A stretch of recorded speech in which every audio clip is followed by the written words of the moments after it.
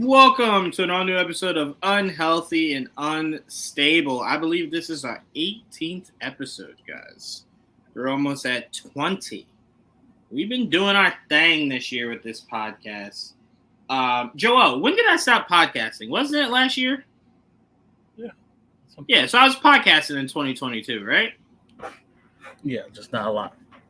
Yeah, because I was telling Trevon, we did House of Dragons in a podcast. Yeah, not on this show. Yeah, not on this show though. Yeah, you're right about that. I thought it was this show. Yeah, I don't know what I was thinking. It wasn't. We didn't exist then.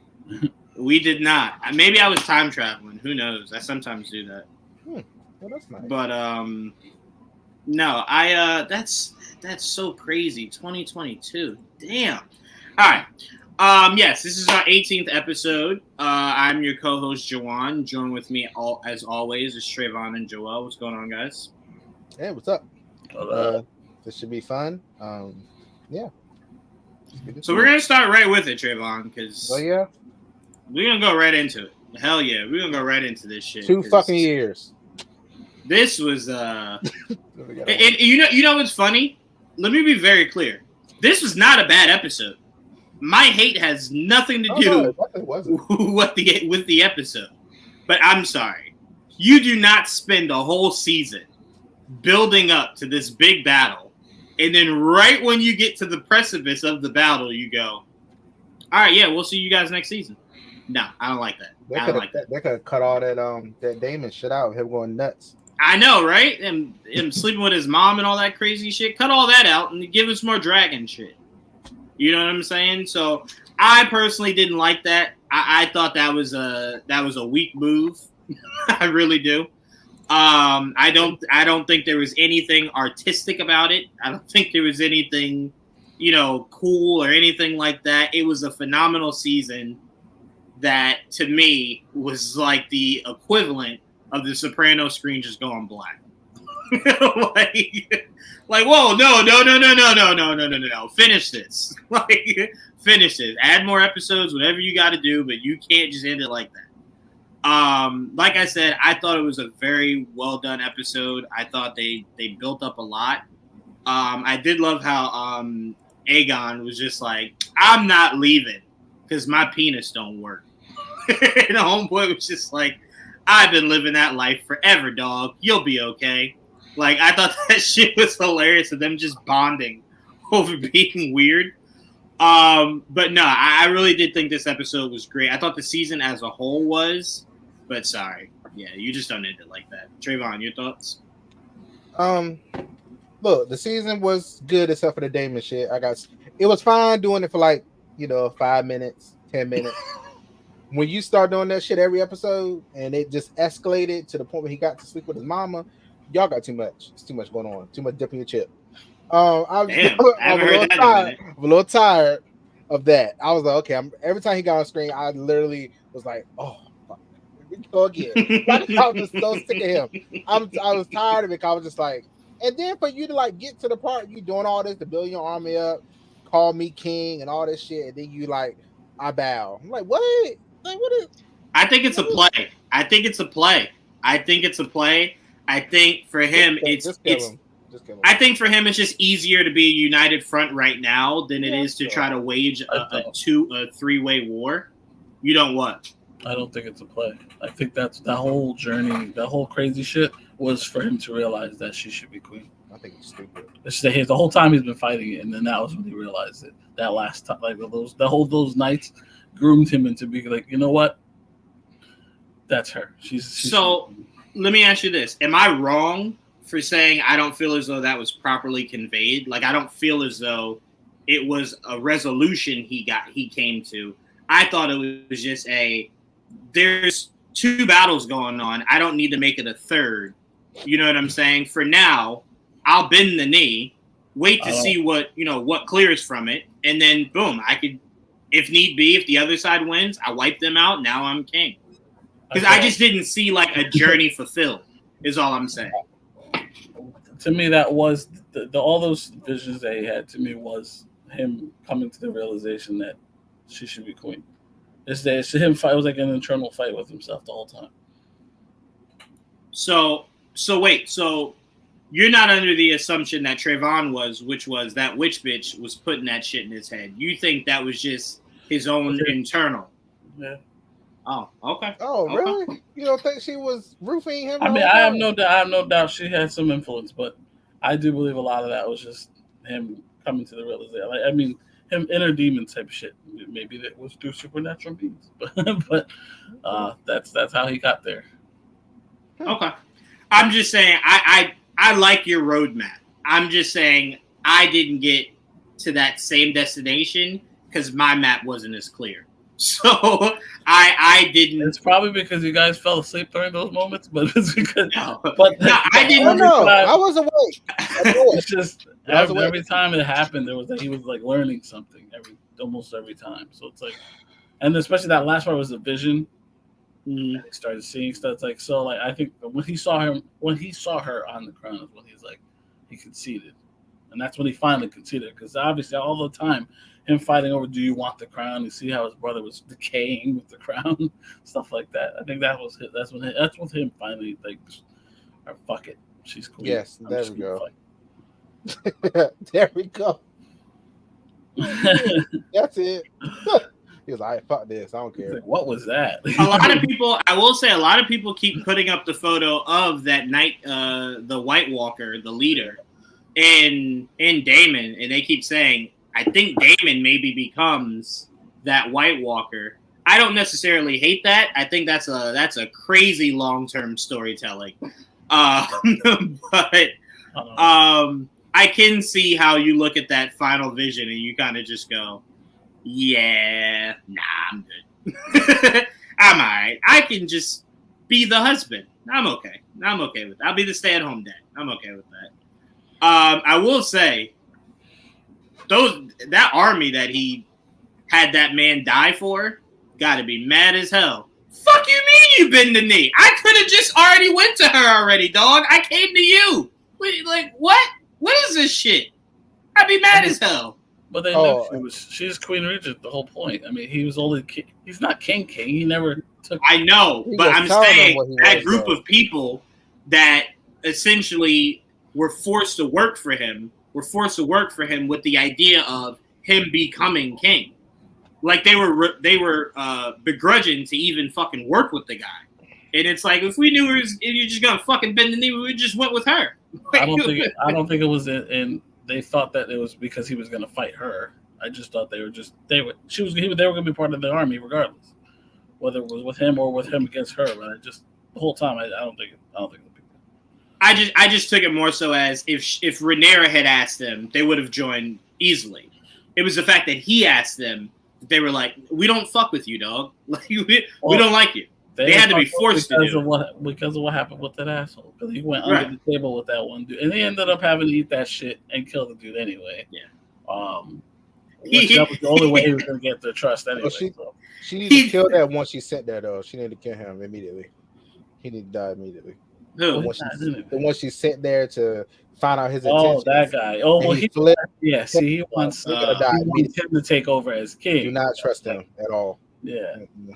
He's like, I didn't figure you for a turncoat or whatever. Turncloak. You call him a turncoat. That is funny as hell. That dude kept going, hey, Damon, I did what you asked. And Damon's like, shh, shut up. Like, stop, shut up. And then that's when Damon's just like, all right, I'll kill you. Like, you talking way too much, dog. Shut the fuck up. It's you, it's my word or this army. I'm sorry. Right. Sorry. Gotta get the army, dog. I need them. So, I mean, I'll tell you this, man. What's going to be real interesting, and I think where I got confused a lot in this show was I never understood what side the Lannisters were on. It was very clear in this episode that they're on green. Yes. They're not on Rhaenyra's side. I'm about to say they're both Targaryen. So, House Green. What do they call it? I know what you mean. You know what I'm talking about. Because it made it very clear. Because I'm like, there's no way Rhaenyra has the Lannisters and the army. Daemon just brought it. There's no way. Because then there's no war. It's just they walk up to their front door, murder everyone, and then just go home. So I'm like, oh, by the way, shout out to that Lannister. right? The fact that all you had to do to impress a woman back then was fight, and then they go, "Oh, you could take an ass whooping. Bear my children." It's like there's no courting, no dates. She said, you could take an ass whooping. Bear my wives' children. Right. And he was just like, "I'm sorry." How many you got? But I want to give that actor so much credit. I love his facial expression when she said "bear my children." He looked at her like, "No," and then she's like, "No, my wife's children." And he's just like, "Oh, that I'm open to." What do like? How many though? Like, how many am I doing? But it looked at her and was just like, "Not you." Maybe the others, not you though. But I thought that was hilarious. Do the Lannisters have a dragon? They don't have a dragon, right? It's only Targaryens that control the dragons. That's why it's the hunt for the other people that can is so hard. Right. Because you need Targaryen, but at least thicker ones than what they've been using. Now, Lannister is aware that Rhaenyra has like 13 dragons, right? They all are. All the houses they know. Yeah. Sorry. Aegon, dog. Listen to me, Aegon. You're gonna die, dog. Ain't no way I'm joining your side. I ain't got no dragons. You got the one big ass dragon. You talking about Aegon not there no more? You know, but technically that's Aegon out of there. I'm sorry. Aegon said, I'm on the couch. I'm on the couch chilling. Amen. Sorry. Yeah, he is. he is. Let y'all all die and I'll come back here later. What's up? I love that. I love that he relented to. All right, fuck it. Let's just bounce. Let's bounce. By the way, can I just say I want to give her all the props in the world. Guys, please, can we all just give a round of applause for worst mom of the year? Worst fucking mom of the year. Worst mom of the year. She literally went to Rhaenyra and was just like, all right, kill my son. I don't give a fuck. All right, I don't care. I don't want none of this war. Her sons are I want none of this war. Trevon, you don't get to allow someone to kill your kids because you fucked up as a parent. That is wild. They don't even listen. Like, you know what? Trevon, and whose fault is that? Listen. Who raised them? At this point, fuck them. What you mean? You can't make a monster and then get mad at the monster you made. That's crazy. That's crazy. That is also true, but I'm also going to save myself. I don't think she realized how bad they're going to be. Like, they are garbage. Like, what you want me to do now? I can't keep pushing. And let's also remember this. Let's also remember this before we say they're monsters, right? They are. I will remind you guys that Trevon, Joel, and Juwaan, if at 12 years old inherited a kingdom in dragons, would probably do the same exact shit. Trevon, you are corrupt with the thought of power. The actual idea of you having power would set the world on fire. See, the problem is, I would have already killed her. So that is it. Like, so then don't call him a monster because you would do the same thing. But he's stupid. He sat around and waited and let them talk him into, just do this politics shit. Bitch, I'm getting on my dragon. I'm gonna burn that bitch. What you mean? Like, we not about to sit here and talk. I have a dragon. Get on your dragon. I'm gonna get on mine. We're gonna fuck them up right quick. And we're gonna come back for dinner tonight. I'm not about to talk. We about to go fuck her up right now. Cause her ass struggling over there. Let's do it. Get this shit over with. And that's it. What you mean? That's it. No, we ain't talking. That's what I understand. That's why I be sitting here watching this shit. I'll be like, they're doing all this politics, all this talking. Like, why you letting her gather dragon riders? Like, y'all could have been toasted her ass. Like, it's y'all don't have no respect for her anyway. Go burn her up. Like, we wouldn't have TV. Yes, that is I want to reiterate that Trevon just said, fuck democracy. Murder Trump's policy. Okay, we'll just go murder. To be fair, that is very much a Targaryen way of doing things. I'm not waiting for you to gather 6 goddamn dragons and then you come burn That's how the Targaryens took control of the kingdom in the first place. They took their 3 dragons and that's it. No. Took control. No. And bro, DJV, thank you. I'm sorry, man. You can't raise monsters and then just be like, you know what? Fuck it. Kill them. I don't care. I'm done being a mom. Fuck them kids. Nah, I'm sorry. I'm sorry. I would agree with you, Trevon, if it seemed like she was a great mother and they just turned out to be assholes. But she very much allowed it to happen. Kind of groomed it into happening.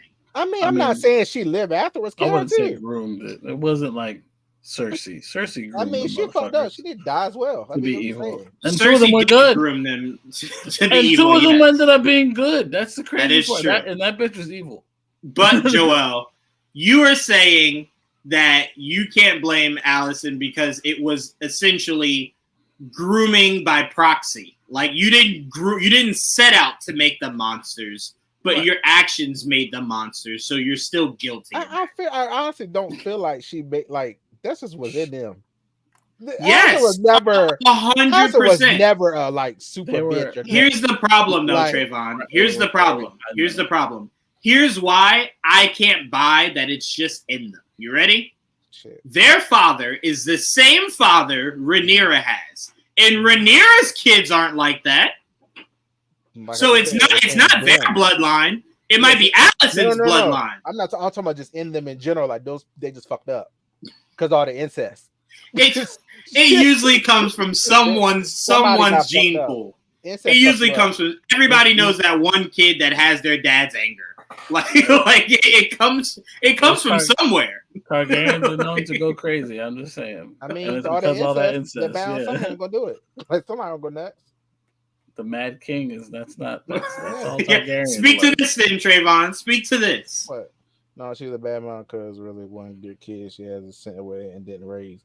I mean, look at the times then. They all dirty. Look at the times we're in. Stop making excuses, okay? Look, they all dirty. Look. They all dirty. STDs, every kind of shit going on. So, all dirty. I don't think they know what STDs are. I'm just saying. That's right. Eating their brain. So look, how much brain left. So hey, do what you gotta do. Do what you gotta do over there. Let's be real. Allison was sex craved, and that's where her focus was every day. That's where her focus was every day. I understood. I understood that. She wanted power and a munch. That's what she wanted. I wasn't mad at her about that. Of course you weren't, Trevon, because again, you would have done the same exact thing. The same exact thing. No, I would do the same exact thing now. No. Me and him would have left. Let's get out of here. Good, they go fuck each other. Trevon, let me ask you this. Before I let you further go through your thoughts, and then we pass to Joel. You took over this kingdom, right? You have the dragons, everything. Mm-hmm. Where are me and Joel in this scenario? Like, do we work for you? We're in your court. Yeah. Now, can we disagree? Who's your Can we disagree with you, or do we get dragon fire? Like, are we dragon riders? Can we be as open as we are now? Let me be honest with y'all. Shit like this, I don't want no parts. So I'm gonna get out of there. Y'all can have the shit. What, the war? He's not a wartime king. Time out. Joel, less than 5 minutes ago, this man said, "Get on your dragon, I get on my dragon. We're gonna burn this shit down." Yeah. So you were gonna do it when they were asleep? Like, yes, I absolutely would. I'm that kind of person. Yes, I will go do that, get it over with, come eat dinner, and then we slipping out of that bitch. Y'all can have it. So then the most important question I have to ask: you left with your munch. You guys are riding dragons, riding each other, whole nine, right? I'm the dragon. Now, when me and Joel unsuspectedly get murdered by dragons that you left us susceptible to, will you at least shed a tear? That's all I gotta know. Will you at least shed a tear? I would have told y'all I left, so if y'all decide to stay, I don't know. I mean, we have families here, Trevon. We're not rich enough to just pick up and go. We made a home here. Why wouldn't you be rich enough? You in my court. I would love to know who Trevon's counsel would be. Like all the table. Who would be who? All the people Trevon can have sex with is who his table would be. That's not how that works. It's an advisory table, not a Trevon table. Just told you he don't want war. So what advising would happen, Joel? There's no other advising that happen. Have other things to worry about. Like what? See, that shouldn't be a question a king asks. A king shouldn't ask, well, what else if not war? What do we do? I'm just saying, man. He'd leave us to die. Listen, y'all gonna be like the council. Aemon got Trevon is king. Is he gonna be tripping? He gonna be like the Mad King burning them all. Give me the 5 minutes. Bro, Joel, you know what Trevon would have us do, bro? I know he would have us on this detail.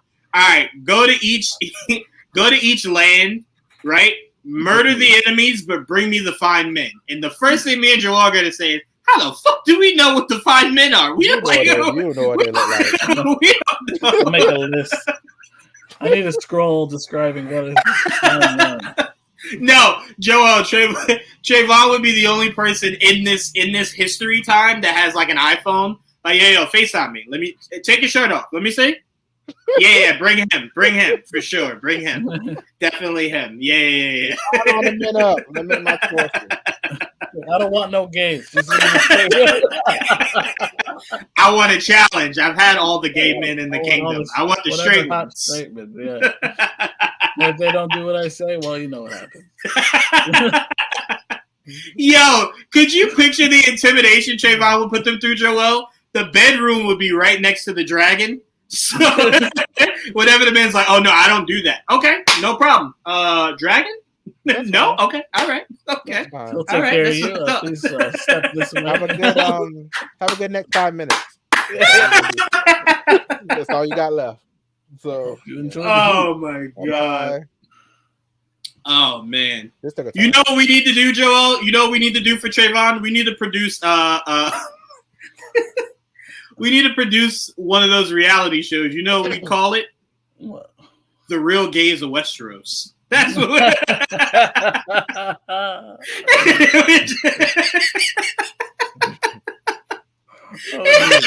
it would be the greatest show HBO ever put out, bro. I swear to God. Yeah. It would have 13 seasons. It'd be fantasy role play dating game. There you go. It doesn't sound bad. I know. I like that. It's like a fake bachelor, like with like. Yes. But instead of getting a rose, you get burnt. Like if he doesn't choose you, you get burnt. Oh, crazy. Oh man, I'm in tears, bro. All right, I'd watch that. Oh man. Oh man, I think Trevon we just came up with a new game show. That's fine. I know, right? You got to let us produce that for you, Trevon. The Real Gays of Westeros.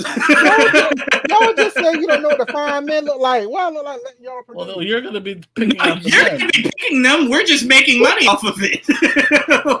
We just poke and prod them to the right spots. That's it. And so, Joel, we're going to have to really be slick here. We can't tell most of the men that it's a gay reality show. Just that it's like The Bachelor, but with Game of Thrones, and let them be shocked when they go, all right, who's this baddie walking down? They're like, whoa, hold on. I'm not gay, though. And it's like, that's why you're here. You just look at them for now. You're here to be turned. It's like, I'm not a vampire, yeah, but you're here to be turned. Right. Familiar by the end of this. Exactly. You'll understand exactly why you're here in a few seconds. Don't you worry. So just to be clear, y'all, I'm not the one pushing this agenda. They are. I do. I like the idea of the You're game. not against it. You're not against it. You are not against it. You're correct. I'm not. You are not. You're loving it. You writing it down right now. I see you. The Real Gays of Westeros. All right. Coming soon to Max. Trevon, what else stood out to you in this episode? Or what else bothered you? I mean, it's just, just how it just felt like a whole setup season. It just, it was fun to, oh God, what? Secret spy for me. I don't know. It's just, I don't know. The season, you were like, it's exciting. They're building up. She's getting the Dragon Riders. It seemed like everybody's organizing for it to just end like that. I was like, okay, I just felt cheated at the end. It was fun watching it, sure, but it really felt like this is just set up for season 3 or whatever. Yeah, and apparently, I think they said season 3 and 4 or 4 is going to be the last. 4 is going to be the last. I think they said. Yeah, 4 is the last one. Yeah. So I was okay. Something interesting. What's going to happen in 4? 3 better start off 3 better start off hitting. I'm not playing. Like, I need somebody burnt in the first second. Like, I'm not playing with y'all. That last episode, everybody got burnt, or was it? That was like a toasty fiesta. What you talking about? That whatever that faraway town that he burnt or whatever. That's what you talking about? No, when they were choosing that one dragon rider. What's his name? Yeah. I don't know. That was like a crazy. That whole scene was insane. It was. I don't know. We'll see. I'm excited to see when it comes back, but I do feel cheated right now. That's pretty much. Well, I will say the one thing that was a bright spot for me is all the blacks are still alive. So I take wins when I can get them. I will take that as a win. I appreciate that. Hopefully the show ends with all the blacks alive and, running Westeros. That'd be awesome for a spin-off. Well, you know that's not. I know. I know. It was that one black person at the table read like, "What if? Shut up! They're gonna die next season, all of them." We're gonna give them this. We're gonna give them this. The Valerians will be extinct in 100 years. In that writers' room, they all looked at the black writer and was like, "Name me 5 black people in Game of Thrones." And like, I know, but you could change it now. No. They did change it now. There's definitely more than 5 now. There's more than 5 now. Yeah, before, but will there in the future? That's the question. There was what does the one. future behold? What does the future 2 behold? tops. The only one that will survive be the one that be on the boat.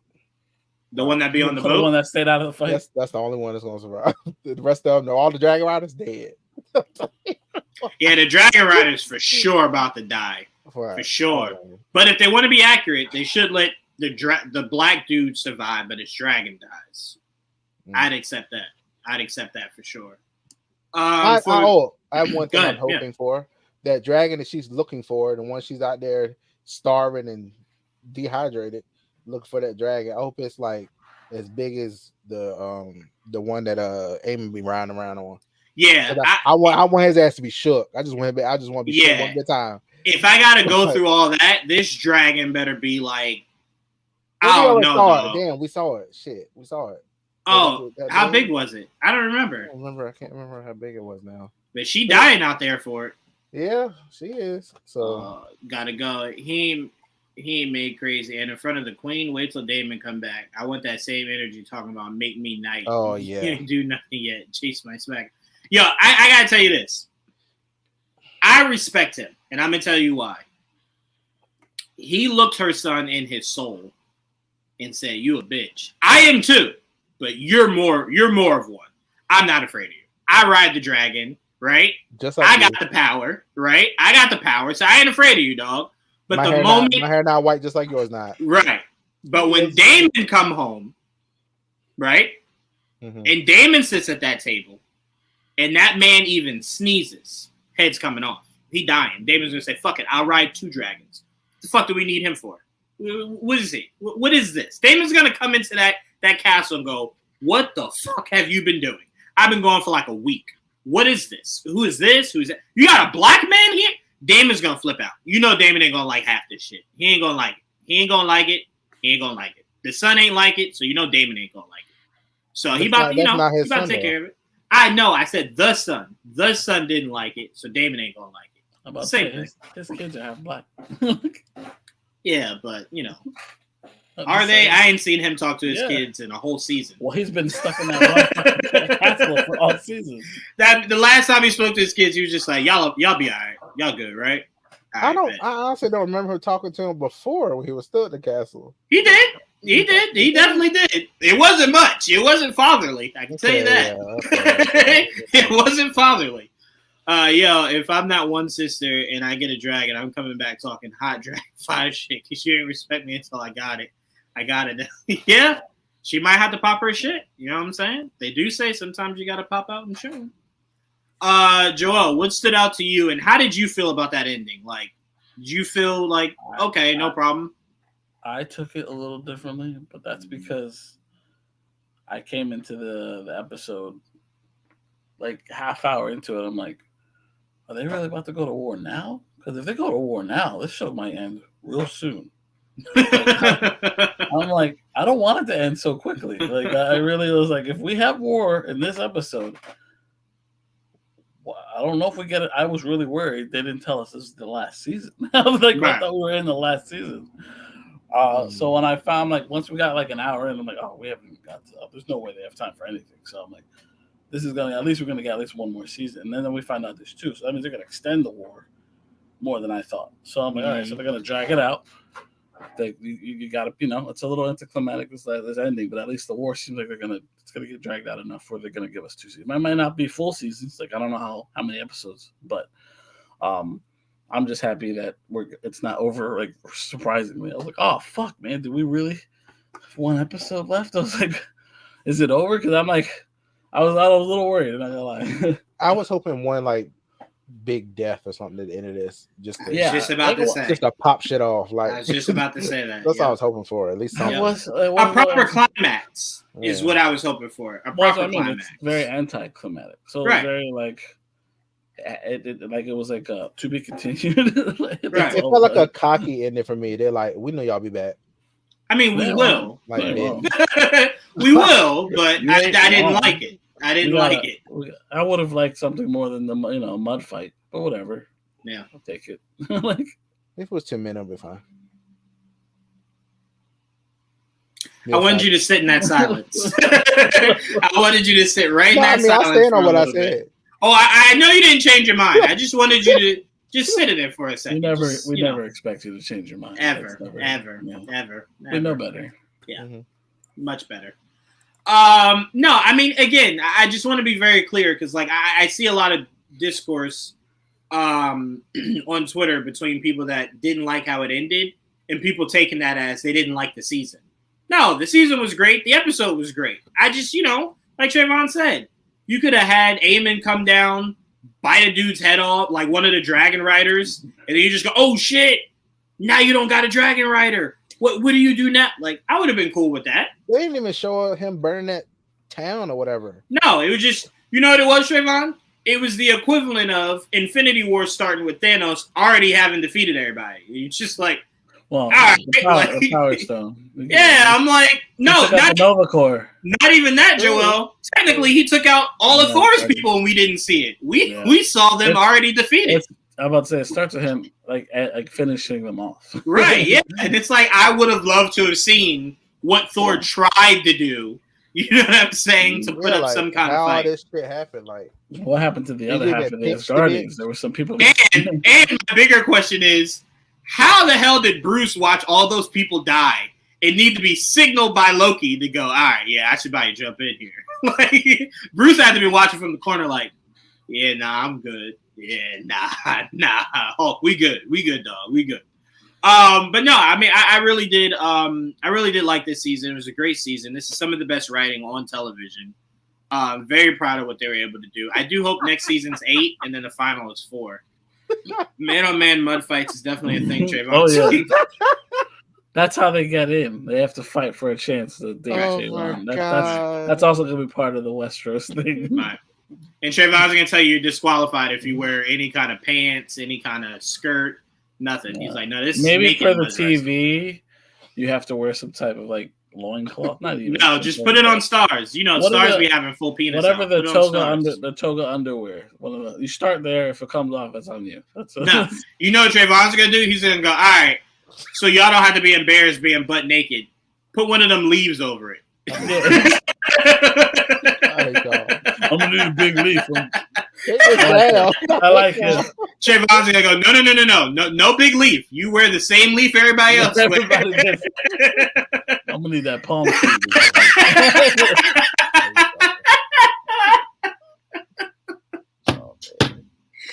Yo, guys, stay tuned. The Real Gays Westeros coming to a TV near you, bro. We might get canceled, Joel. We might get canceled for the first episode airs, but we'll try to put that out for you, Trevon. I think we'll put it on Patreon. It's an OnlyFans show. We gotta. We gotta get his boyfriend from X-Men. We gotta have him on the show. Yeah, we gotta get him on. It's him and Joel. It's him and Bo looking for a third. That's what it is. That's what the show is. I like that. I like that. Stop embarrassing me. A proper third. She's like, we need a third. We need more fun. I can see if I wear that Targaryen wig. Just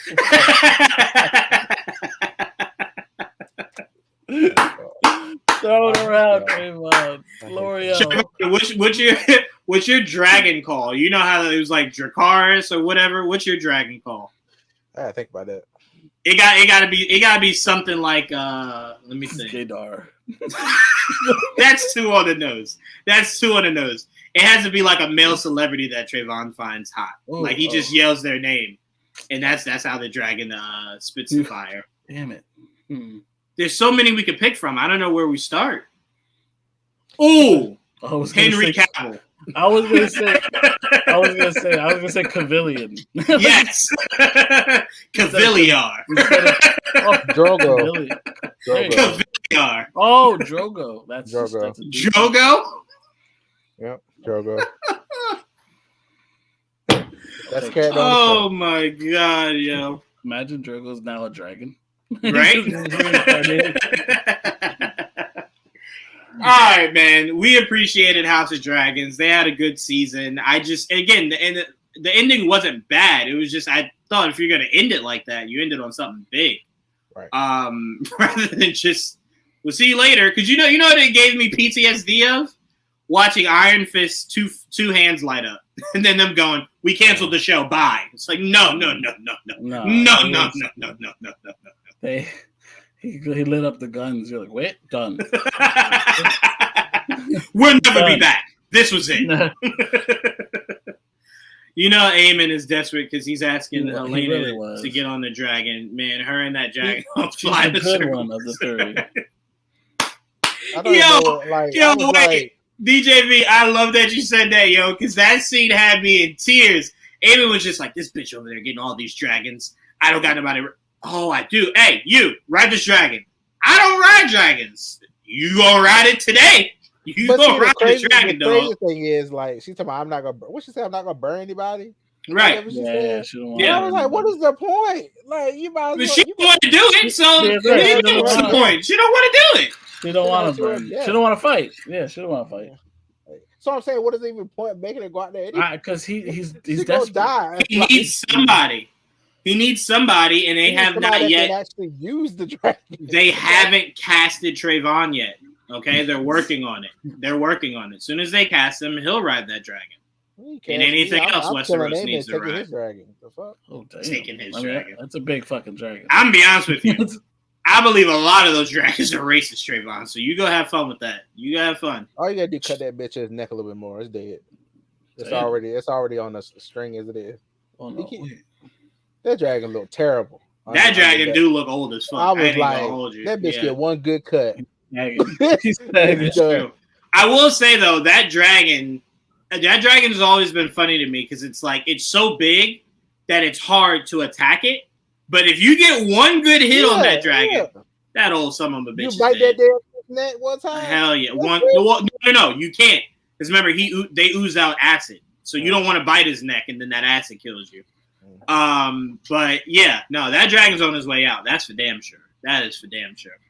All right, so look, 2028. We'll be very excited to see how this show ends. No. I mean how the whole show ends. How the whole show ends. Okay. We'll be happy to see how that is. I mean, you're talking about this coming out in 2026, so yeah. 2028, yeah. God damn. Unless they've filmed back to back, which would be surprising. Or Joel, don't film back to back. What you should do is have next season be 8, have the final season be 4. You film it as one long season, and then you just break it up. Part 1 is next season. Part 2 is the final season. Yeah, I'd have no problem with that. So that way we're not waiting forever. You filmed one long season, right? And then you just break it up. Last season, because I don't need both seasons to be 8. I'm okay with the last one being 4, and you just make them hour long. Yeah. You know what I'm saying? That's kind of how I feel it's going to happen. I think we won't get full. That last season probably won't be a full season. Right. The episode's been like an hour and Well, I guess like an hour and 10 hours. This last one was over. No, I think the last 3 were the longest ones. I think the other ones were shorter. I think these last couple were longer. Okay. All right, let's move on. I want to go to this because I had the most fun, and I cannot wait to hear everyone's thoughts. Trap. Oh. Can I just say this is the second movie this year I've seen with Joel that we've turned into a comedy. We laughed more than anything in this movie. It was just funny. It was comical. It was comical. This movie, let me just say this, and it's not to get racial or anything. This movie was a prime example of how powerful white privilege is. Just the shit he was doing was stuff any other race could not do. Like when he came up on the roof and they're like, hey, what are you doing here? You were black. They would have shot first and then went, oh, shit. Oh, my bad. I didn't know. Okay. All right. You good? Like, my bad. Like, come on. What happened when he was back there walking through the cops? Like, oh, sorry. Not one of the cops said, wait a minute. You're not dressed like someone that works here. Who are you? Like, what is happening here? Like, nothing. No questions. Greatest white privilege ever. It was very, a lot of things were very convenient. I was like, okay, like some of the stuff, like, okay, that's cool. And some stuff, like, you bullshit me. Come on. 100%. 100%. I will say the best experience of watching this movie, and Trevon, I'm gonna let you lead us off on your thoughts on this movie, was leaning over to my right to Joel and me and him just questioning everything and laughing, and leaning to my left and my dad just going, "This is a really good song." Like, that's all he kept saying that whole fucking movie. Each song, this is a really good song. Oh, man, this is a slap. And I'm like, all right, man. Like, okay, I get it. All right, the relax. music was good. And then Russ came out. It's so funny. I said, oh, Russ. And then I looked over at Joel and my dad, and they said nothing in response. And I'm just like, okay. I don't think they know who Russ is. Remember when the floor opened and the rapper came out? That's Russ. He's an actual rapper. Yeah, he's a real rapper. Oh, yeah. Oh, that's so sad. That's so sad. Because the first thing I'm like, that's terrible looking. That's not believable at all. He's an actual rapper. He is a really good actual rapper. Too. Yeah. A little bit, yes. Yeah, a little bit, yeah. So. And I think Russ is New Jersey. I think he's New Jersey. Is he from New Jersey? I don't know. I thought Russ was from New Jersey. Yeah, look that up and then we'll start with you. New Jersey. Yeah, I thought so. Yeah, I knew he was Jersey on. I thought I like Secaucus. Sorry, Secaucus, New Jersey. Where did you say Syracuse? I don't know what the fuck I said. Hold on. I looked at it so fast. No, this has nothing to do with you. I blame myself. You said Syracuse, New Jersey, and the first thing I said is, yeah. Like, I didn't even.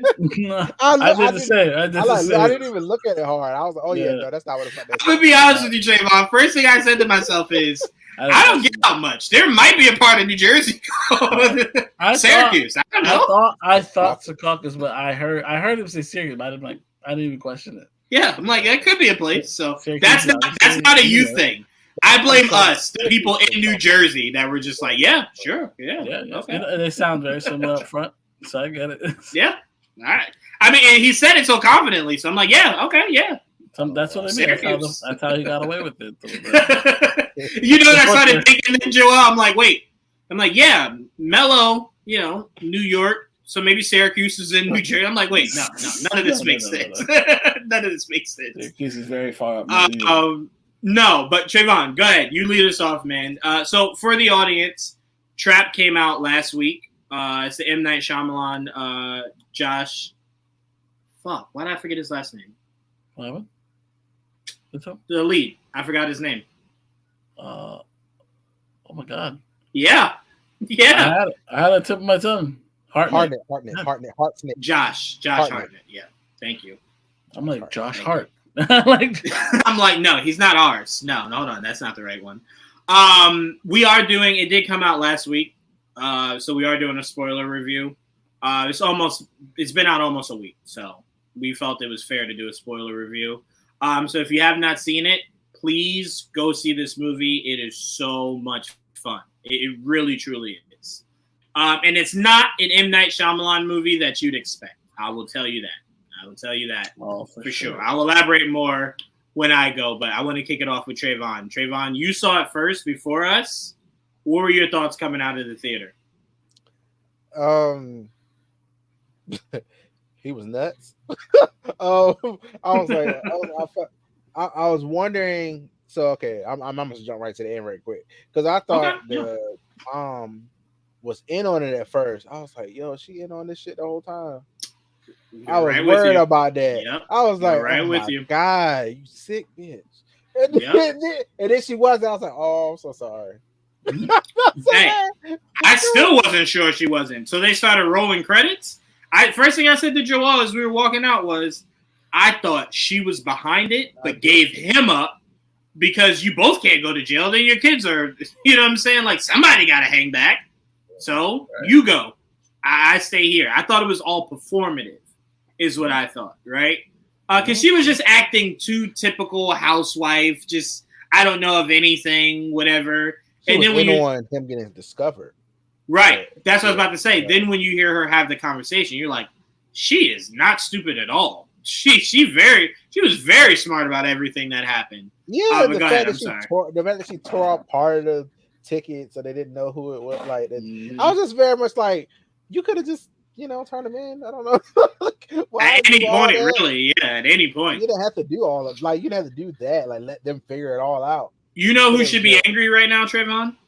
Who? That chick whose face got boiled off when he put the grease in the hot fryer. Yeah. Bruh, when this documentary comes out and I find out that she could have just turned him in, I got a fist fighter. Got a fist fighter, dog. Because I really thought when I was like, okay, so like, who is he doing this to? Is he just okay, look, I admit this. Okay, maybe I shouldn't admit this on camera. But anyway, so I was watching. I was like, maybe he has a reason for doing this to people. I thought so too, though. I was like, maybe it's bad people he's doing this to. But then when he did that shit to that girl in the when he boiled her face, I was like, okay, well, she innocent. So yeah, this motherfucker crazy. Trevon, hold on. Not only that, he pushed the goddamn girl down the stairs. Like, for some reason, I was like, okay, I don't know. I watched that part. I was like, well, okay. Like I was like, he has a daughter. Why would he do all this? I was like, it gotta be a reason.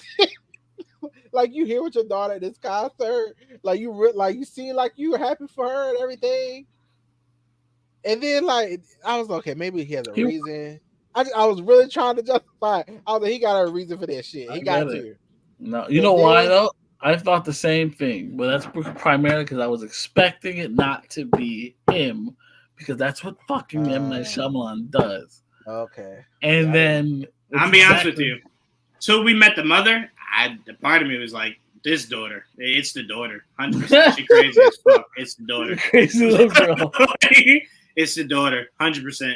100%. And then you see the mother. I'm like, oh no, it's the mother. That makes way more sense. And then you get to the end and you're just like, crazy. Oh, it was literally exactly what you told us with the first trailer. Yeah.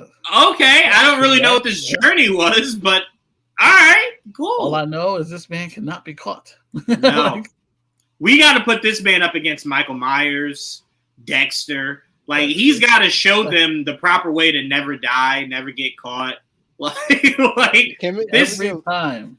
Can we a Lady Raven round of applause for being dumb? I was like, girl, what you doing? Like, you ain't have to save her. Like, what you doing now? She did though.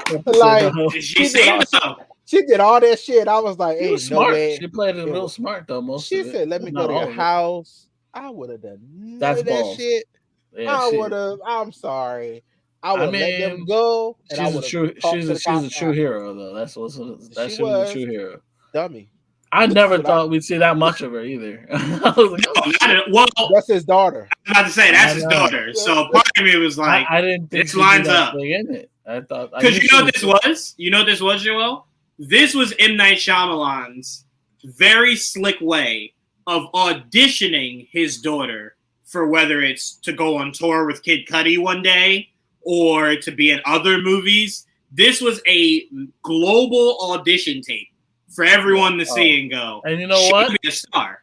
She's fucking good. She is.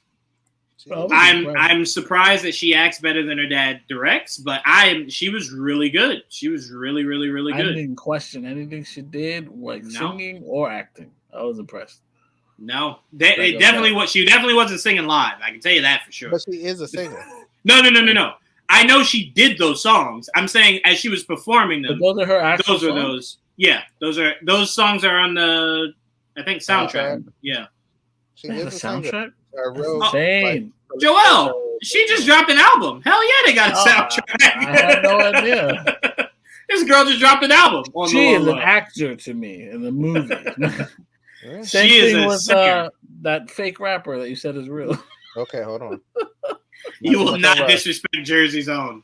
Russ is one of us, Joelle. Russ is one of us. Russ, that's his name. Russ, yes. Russ. Kid Cudi, by the way, stole the show. Kid Cudi, you are improving by the movie. That's where I got the idea for the yellow wig. I mean, the blonde wig. For Trevon to be a Targaryen. Kid Cudi with a Targaryen in this movie. Yo. That's not my type. No, it wasn't. No, but I'm saying but you would wear the wig. Yeah, we're just saying you wearing the wig. I would not. You'd have to. You're a Targaryen. You can't have a dragon without some white hair, dog. Have some white hair. I make the rules. What you mean?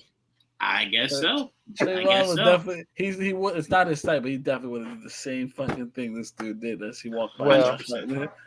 100%. Yo, Joel, did we not look at each other and go, another role they stole from Trevon? Another role. This is back-to-back movies now. It's getting ridiculous, man. I'm like, Trevon can easily and for free be thirsty for y'all. Y'all don't need to keep paying all this money. There was going to be so many thirsty roles, but there are. There's so many this year, Joel. It's crazy.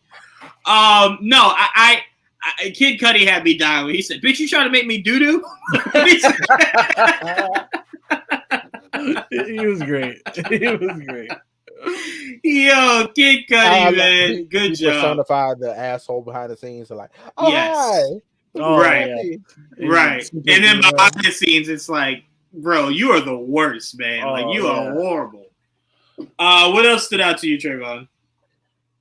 I mean, he very much has the full power of white privilege throughout this movie. It was very much like, come on, like, are you serious?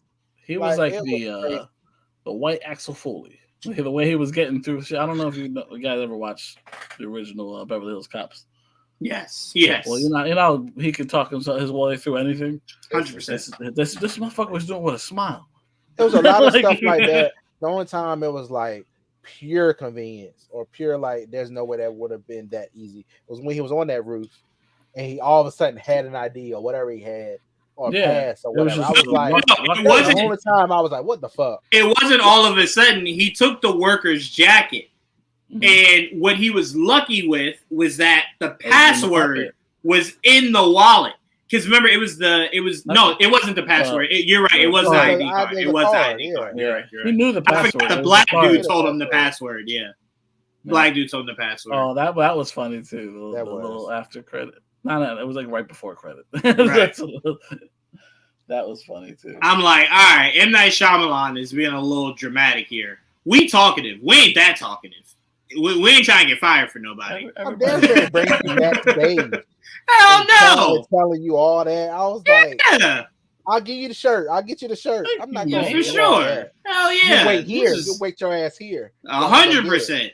First of all, Trevor, you know what I thought was hilarious? You know what I thought was so hilarious about the black dude in this movie?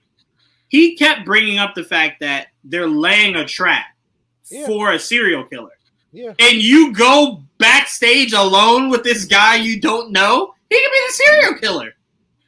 He fell for the white privilege too. He did. This nice guy talking to him nice, and he's not. Look at him. He don't look like a serial killer. Usually serial killers don't look like serial killers. That's the crazy part. Look how he acted with that mother. Very calmly. He could have choked the shit out of her, yeah. But remember, he was about to, so he looked over and saw that. What was her job? Not his mom. FBI? She was, but what was Profiler? Thank you. As soon as he saw her, he just looked back and was just like, "Bitch, Go I was gonna make a scene, but I'm gonna hold off. That's crazy. But bro, she had a little bit of an attitude problem too. She was just like, "Don't you be snarky with me." It's like, bitch, listen. Yeah, okay? He had to deal with the Karens and he survived too. Everything. Yes, that's what made him a monster. It was the Karens. It was the Karens. That's what made him. Pissed me off. The other mama. Oh my god. Oh, when they were fighting with each other after this girl went on stage. I would have said, "Bitch." Didn't the daughter spit on her? Didn't the daughter spit on her? Yeah, she did. Yeah. I would have said, "Bitch, get out my face right now. Go."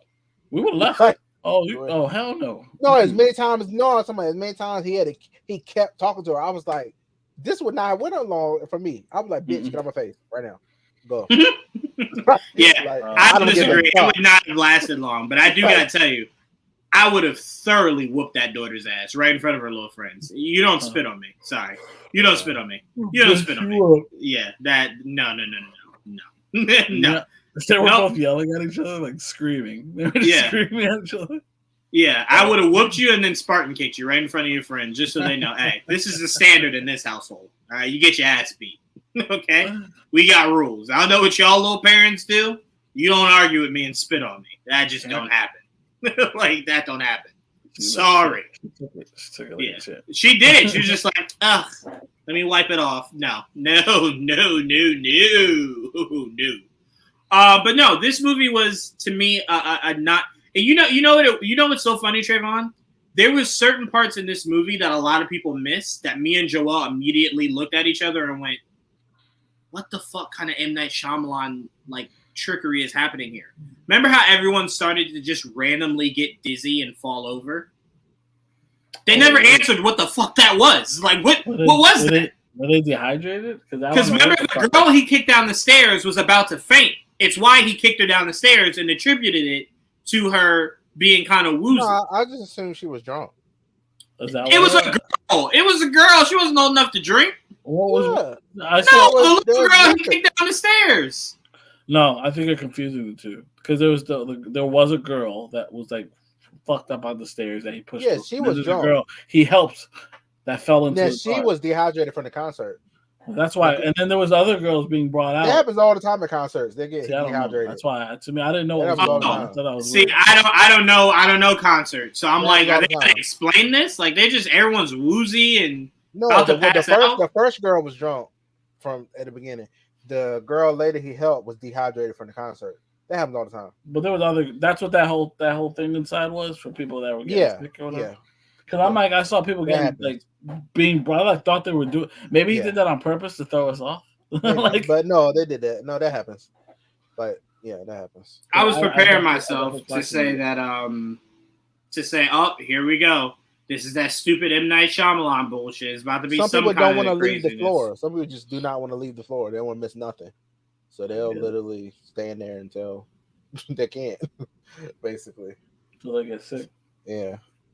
Bro, that goddamn movie was... Some people don't want to drink anything, then they make them have to use the bathroom. So, hey, I don't blame them. We do that for the movies.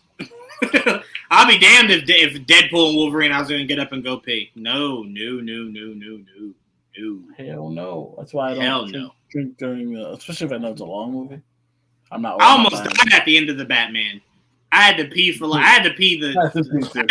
hour and 30 minutes into that movie. That's when I learned I'm never drinking again during a movie. I'm gonna wait. I could wait. I'll drink after. An hour and 30 minutes in, I love that movie so much. I convinced my body that we're good. The moment I got outside, I was just like, oh my God. Like, I think I peed for like 30 minutes. It was crazy, bro. Like, I'm so sorry I put my body through that, but I'm like, bro, it's Batman. I don't know what to tell you, though. That's how it was for Endgame. I was like, I ain't leaving. Hell no. Because you know what it is, Trevon? You know what the problem is? It's not even I'm afraid of missing something. It's the problem of when you get back, no one can properly tell you what you missed. I wouldn't want to ask either.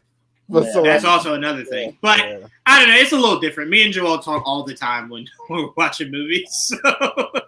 So it's a little different, but I'm like, not doing superhero movies. Superhero movies, I'm like, don't talk to me.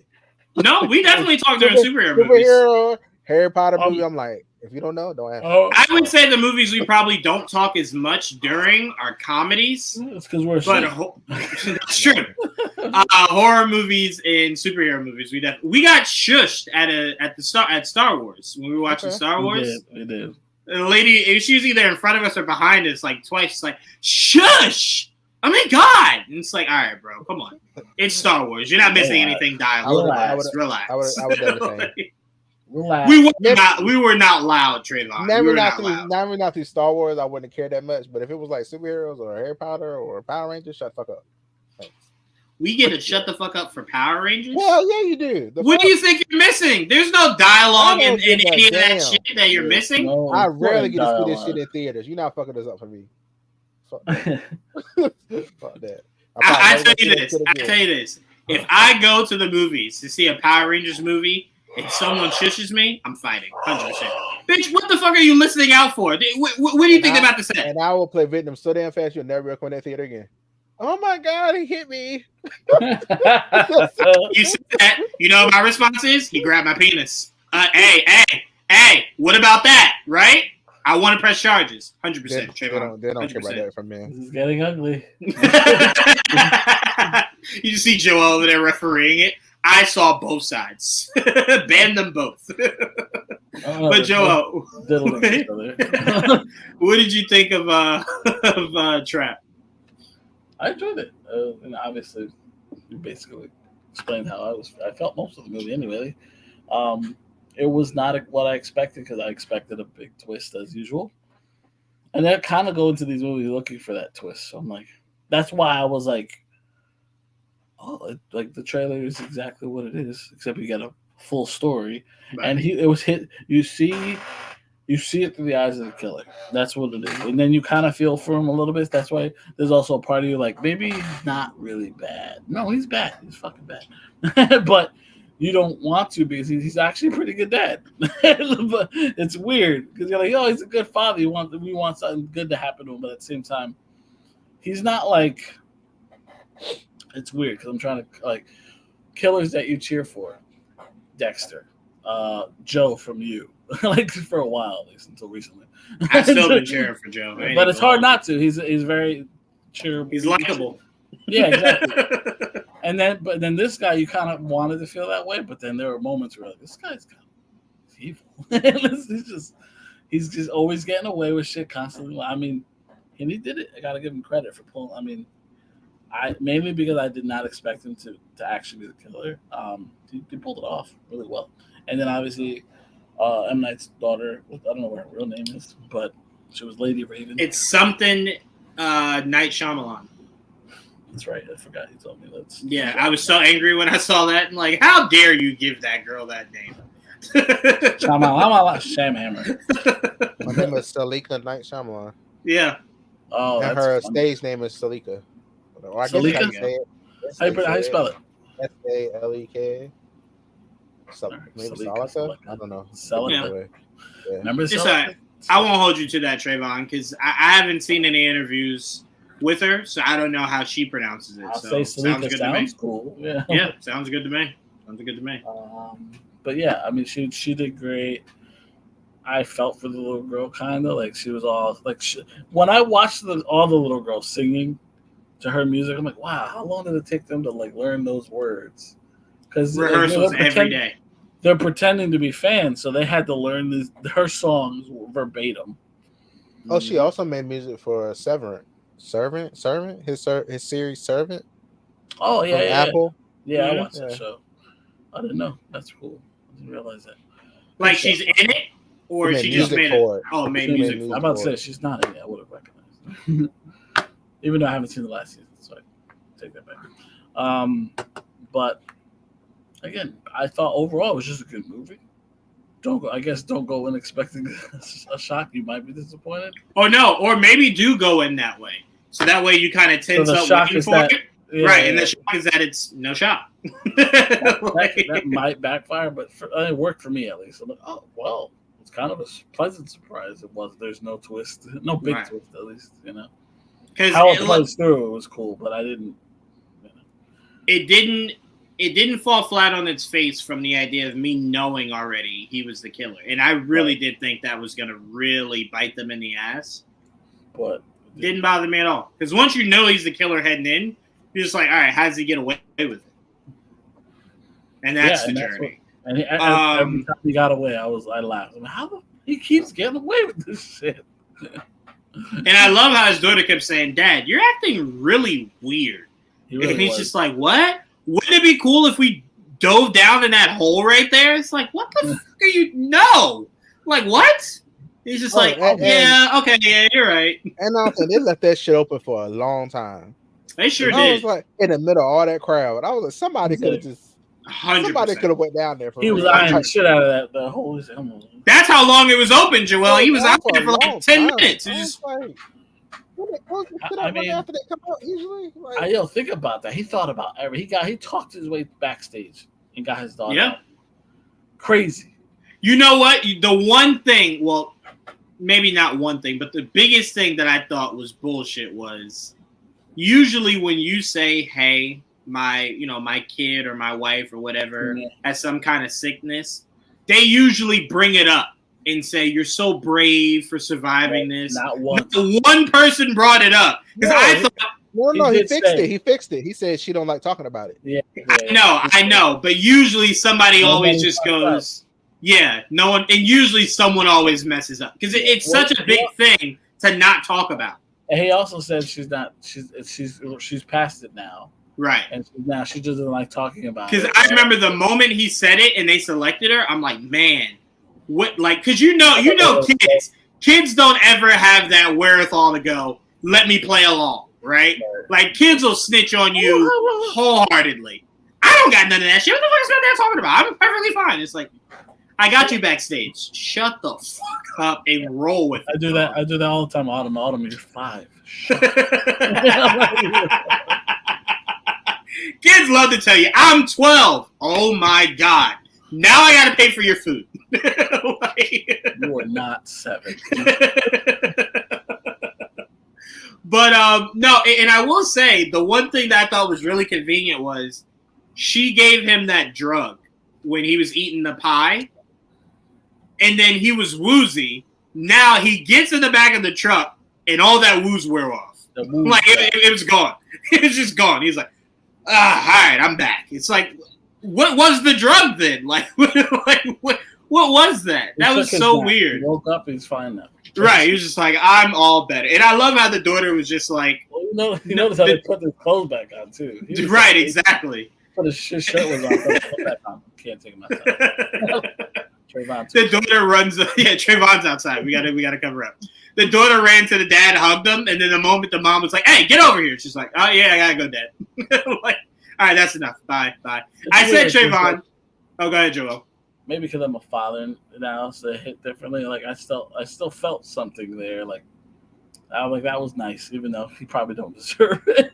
No. It was good to them. He was good to her, especially, you know. So but that's why I said, Joel, that movie was hilarious at the end because she now has to go through life knowing that was the greatest and worst day of her life. Like, that'd be like if Trevon got to meet Nicki Minaj, right? Hang out with Nicki Minaj, and then finds out Nicki Minaj is a serial killer trying to kill him. It's like this is the worst, best day of my life. No, hold on. Why she gotta be trying to kill me?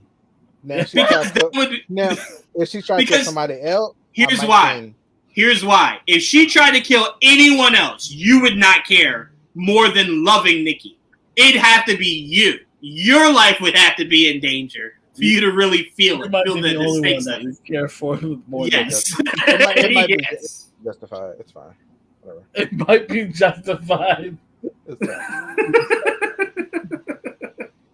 No, but I did think that was really cool. So I wanted to ask before we get off of this, what is the one celebrity that you would love to spend all day with? It could be like just because they were like your favorite musician, actor, whatever. Trevon, I don't want to assume it's Nicki, but is it Nicki? Oh yeah, it's Nicki. Is it Nicki? You can only talk to them. Okay, it's Nicki. Yeah. Trevon, Joel made that rule because mine was Jen Ortega. Joel made that rule. So, all right, fine. That's the rule. All right, fine. Whatever. So, it's Nikki for you, right, Trevon? Mm-hmm. If I come on and talk to her, yeah. I always thought, Trevon, your love for her would transcend that you would go, if I were to sleep with a woman, it'd be Nikki. I'll tap that. Now, if you said there was other things could happen, it would have been her. But I was just saying, but I love her. But hey, you said I could only talk to them. Now, yes. I could do something else other than talk. It would have been somebody else. No. And if you could do something other than talk, your mouth would be sewn shut. You'd have no legs, no arms, no pee-pee. So yes, you can hang out with Jason Momoa all day. No parts. You can't have parts. You're gonna be rolled around like Hannibal Lecter. I don't need my pee-pee. You said what? Nothing. I don't need a pee-pee for that. No, I say shit. What are you talking about? Trevon would be the first person ever to like mentally fuck someone. Like, you didn't say I didn't have my. Never mind. I said no limbs, no pee-pee, no nothing. No, nothing. What you did say I did. Never mind. You know exactly that you. Joel, you know what I mean. Right? Joel, you I know what you mean. Right? Yes, I know what you mean. Trevon, you have no buttocks. Okay, there you go. Okay, you wanted it out there. You have no limbs, including your butt. Nothing. All right. God damn. Why do I have to make you an amputee? You didn't say it. Why do I have to make you an amputee for you to hang out with Jason Momoa, Trevon? Why? Why? I don't know why y'all do stuff like that. Anyway, so Trevon's is Nikki. Trevon's is Nikki or Jason Momoa. Joel, who would your celebrity person be? That's a good question. I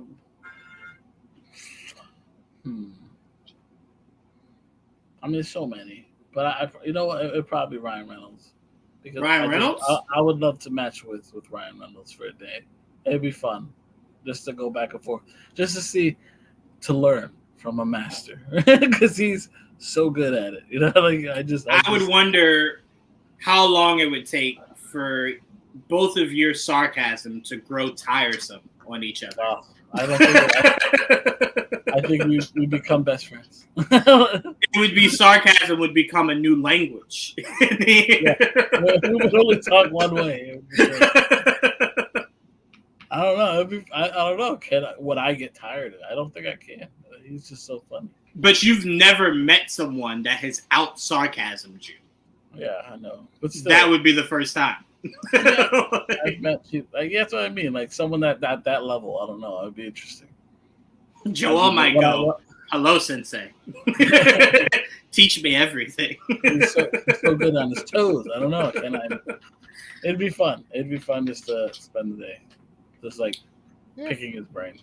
Yeah. All right, Ryan Reynolds. Mine would be very obvious. My hero. It'd be Mark Hamill. I'm spending all day with Mark Hamill.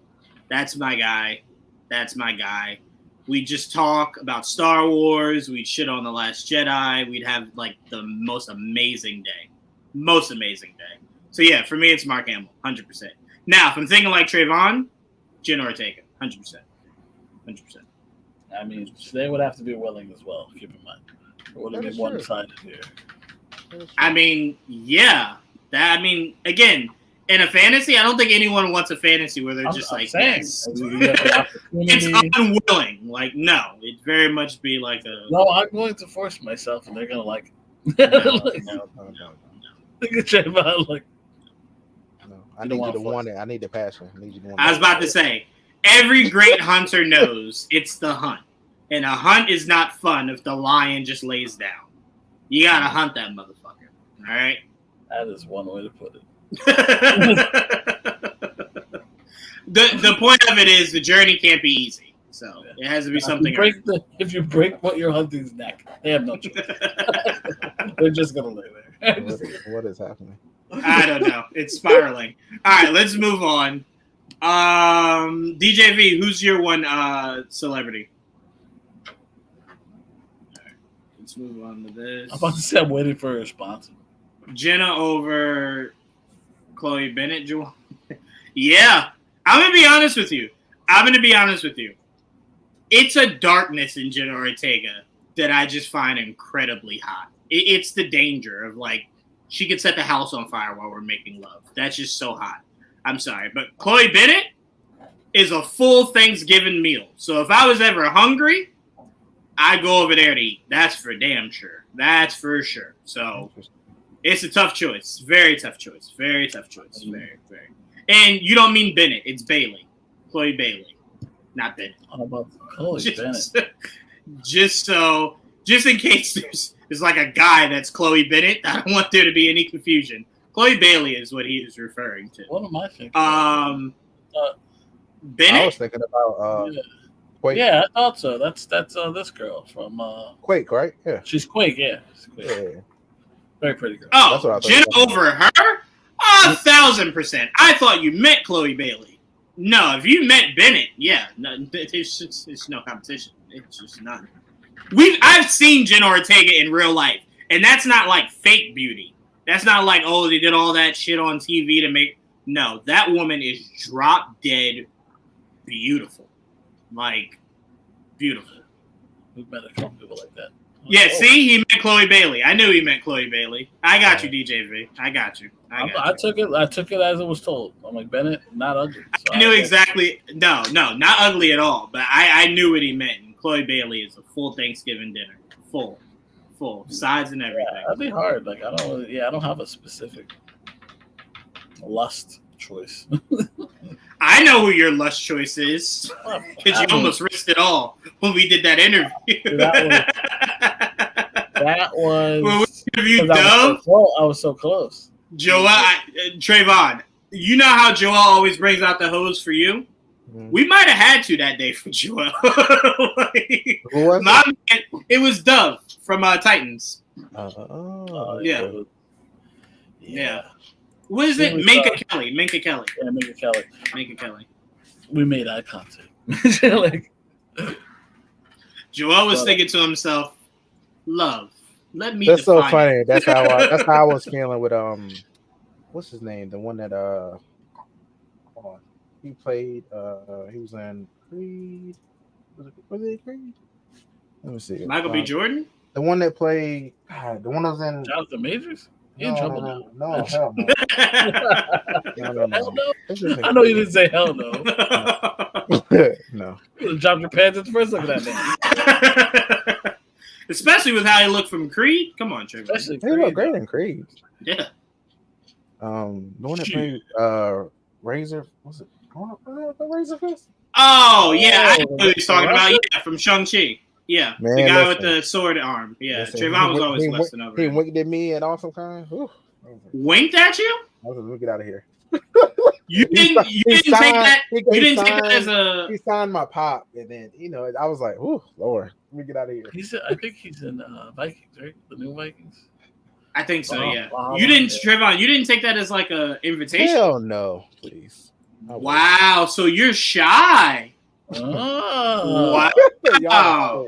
Because I can tell you right now, Jenna Ortega winked at me. If she winked at me, it would have been over. We wouldn't be here right now. I'd be somewhere in LA with her. That's for goddamn sure. Ain't no shyness here. Yes. Just when I thought Rosario Dawson was making eyes at me, I was willing to risk it all. I don't care if we got kicked out. I was willing to. I'm just saying. Y'all saw the photo.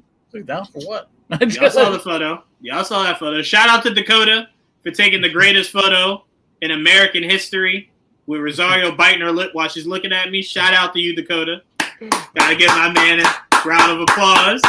If I can find that photo, y'all, for the end of the show, I'll put it up. Y'all can be the judge. I'll put the other photo, which was the actual photo. No, there is no other photo. Joel is such a hater. He will not accept the fact that Rosario could have been into me. He will not accept it. It's ridiculous. It is ridiculous, bro. All right, let's move on. Batman Cape Crusader season 1. They dropped the full season. I did not expect that. I thought it was going to be weekly. But they dropped the full season. It's funny because the show is very much something that, like, you don't have to have seen every episode to understand what the next episode is, which I kind of didn't really expect. I thought it would be one long story. It kind of broke itself up. It's a billion pieces to one story. But I very much enjoyed this season. Very, very, very much. They did some really cool things. with some characters I did not expect. They did some things with some characters I didn't even know were characters. So I just had a really fun time watching. Is this spoiler or no? When did it come out? Last Wednesday? August 1st. So yeah, last Wednesday, right? It's been a week, so they dropped all the episodes. So you said last Thursday. You said, yeah. So it's about a week. So it's spoiler review. I don't have anything in depth. I just really love the season. I can't wait for them to announce season 6. So I'm very much. That's how many I want, Joel. That's how many I want, bro. Give me season 6. I'm like Trevon. I'm looking ahead. I'm already in season 10, and it's good over here. It's good. It's really good. All right, Joel. I'll pass it to you first. You can start with this comment, Joel, and then give me your thoughts. I like the random use. Gentleman Goes to Fresh Clayface. That was great. It was great. There were so many cool little nods to like so many different versions of the past. Like I really fucking enjoyed it. As I watched it I watched maybe like twice, like 2 a day when I was watching it. And I'm rewatching it now. But there were so many moments where I'm watching the episode and I'm like, get the fuck out of here.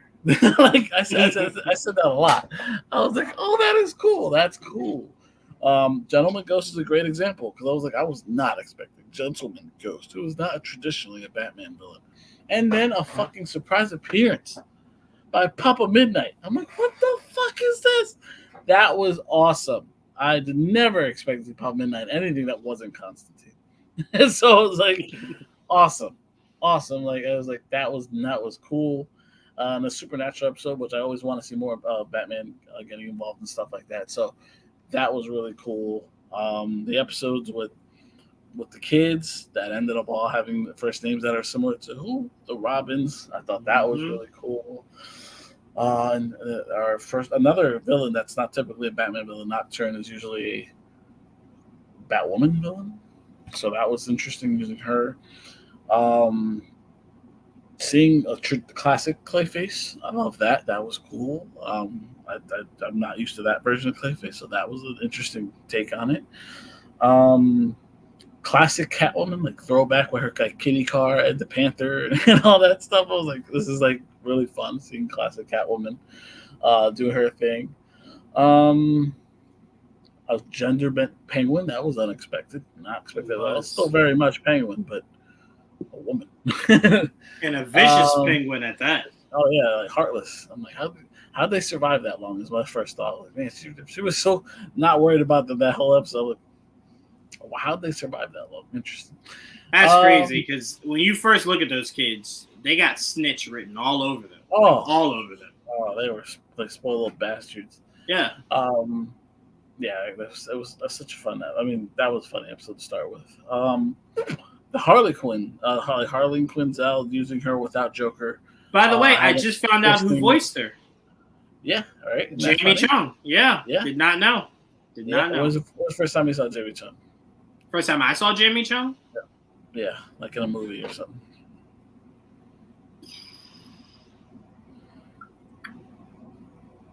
Trevon, I don't remember. Do you know her? Yes. You don't remember the first time you saw her? I don't remember. I'm only asking because like the first time I saw her, she wasn't even she was like in real world. She was like San Diego or something, or one of those. No. She was in the one with the Miz. She was in the one with the Miz. She was in LA. She was in the one with the Miz. She was I don't think it was Miz. I think it was the one with the Miz. There was a guy that looked like the Miz. There was one. I think it was San Diego. Once upon a time. That's the first time we saw her. Well, that might have been mine. That might have been mine, Trevon. Yeah, I never watched that show, so I can't tell you that. It's so good. She was Mulan. Wasn't. So it was. That show was good. You're full of it, Joel. That show was good. Yes, it was. Bad as fuck. It was not. No, it was bad. So it was not. And then I remember seeing as Blank. Yeah, I've seen her in a lot of stuff since then. It's crazy. God damn, she's 41? Yeah. No. First thing I saw this woman in, that's my fault. I should have realized that. No, Sucker Punch. Oh yeah, she was a Sucker Punch. Jesus, that's how far back I go then. Fuck. Sucker Punch. That's the first time. That's before I saw her. I started. No, not Sucker Punch. Not Sucker Punch. I'm sorry, I take that back. This is why I had to look her up. My dad took me to see Sorority Row. That was the first time I saw Jamie Chung. Oh my Sorority God. Row. She was also in that's 2009. Good Luck Chuck. She was one of the girls. Yes. Yep. Adam Sandler. And she was in Hangover. She was in Hangover also. But yeah, she's been obviously very busy. But I remember her when she was in Real World, which is crazy. And then she became like an actress, like an actual actress. And good for her. Like her being voicing Harley, her version of Harley was crazy. Like this different take, different costume. Like they went in a very different direction for the most part. But they've nailed it. I think she was still really good. I liked it. Interesting where they go with it going forward.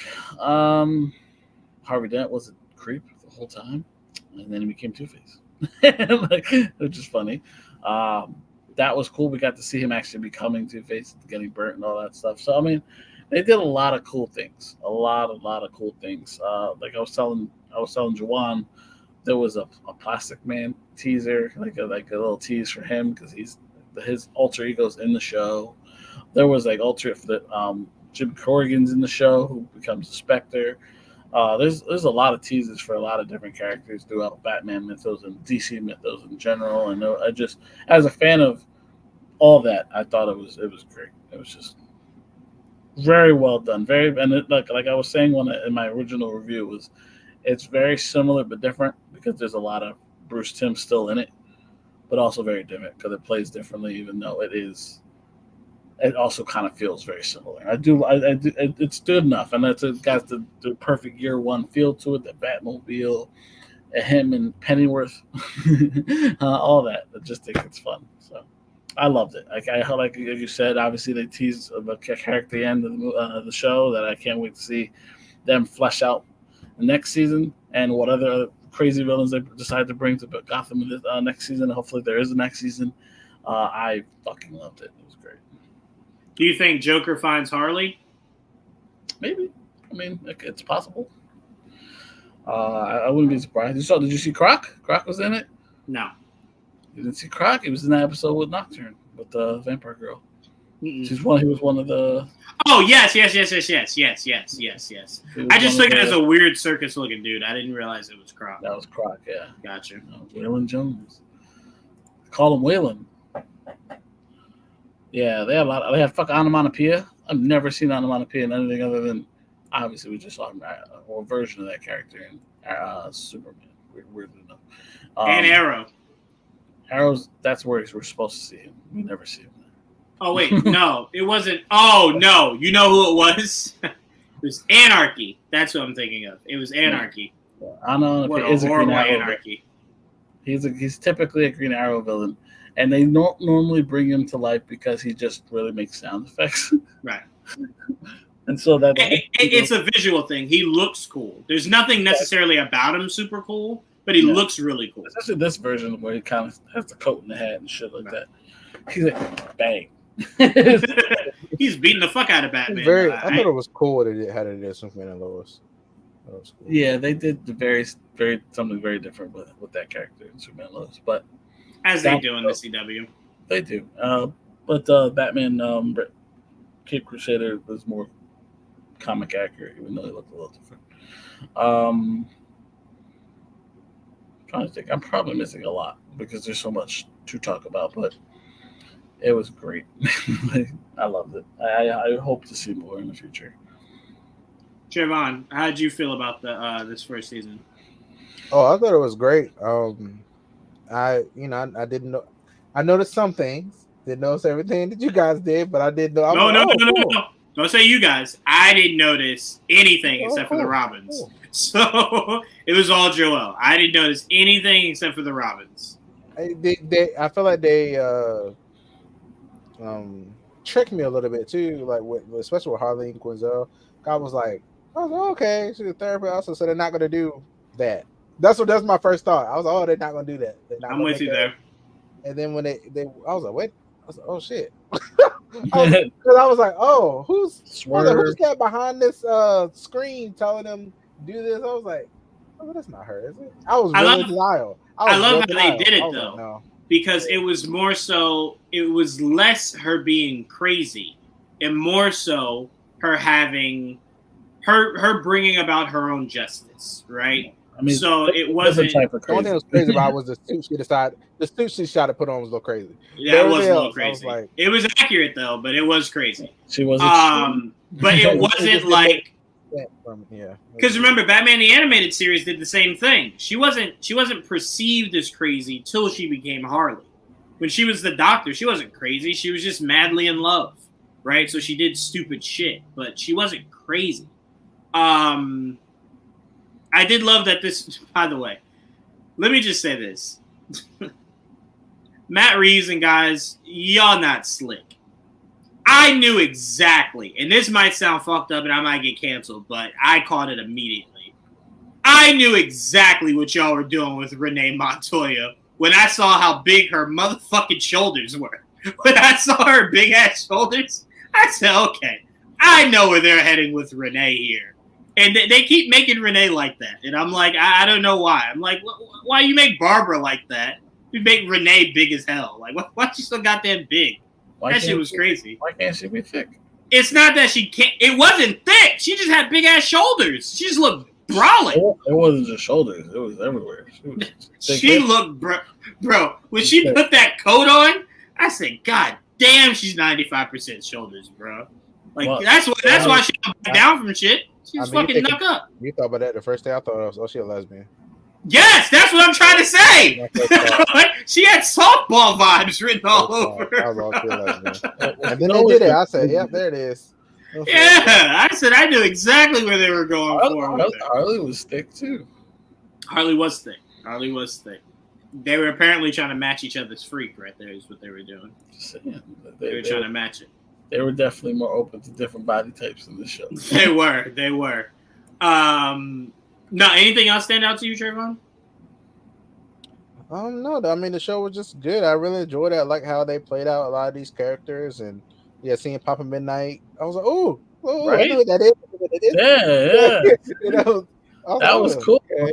I love that. And the show is a lot more supernatural than I thought. I told you guys that. I was like, oh. Okay. I thought it was gonna be a grounded show. So when they started going a little bit more, I was like, wait a minute, that's an actual ghost. It's not like a trick. I thought it would be some like Scooby Doo shit. I was about to say, you thought this was Scooby Doo. I did.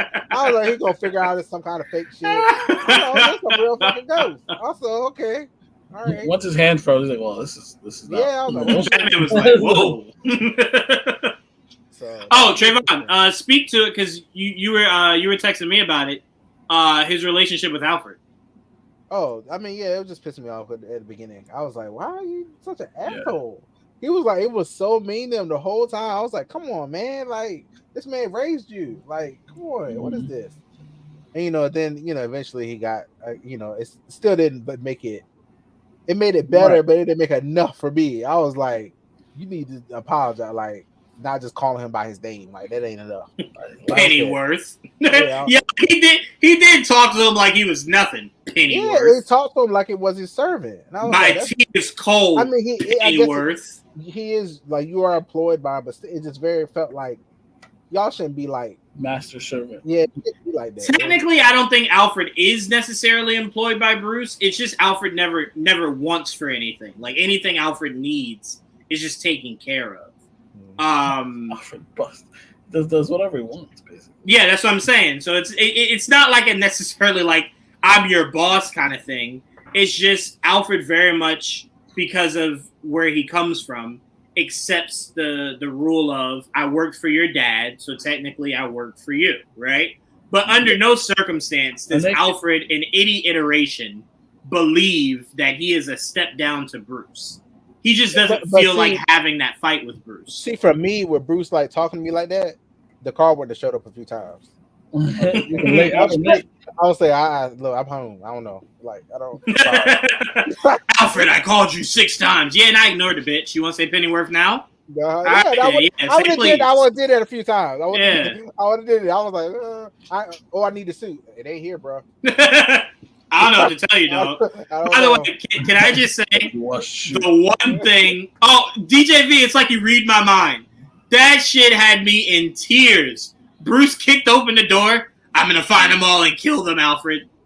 Nigga, it is 3 a.m. What the fuck? I almost shot you, Bruce. Don't do that shit again, dog.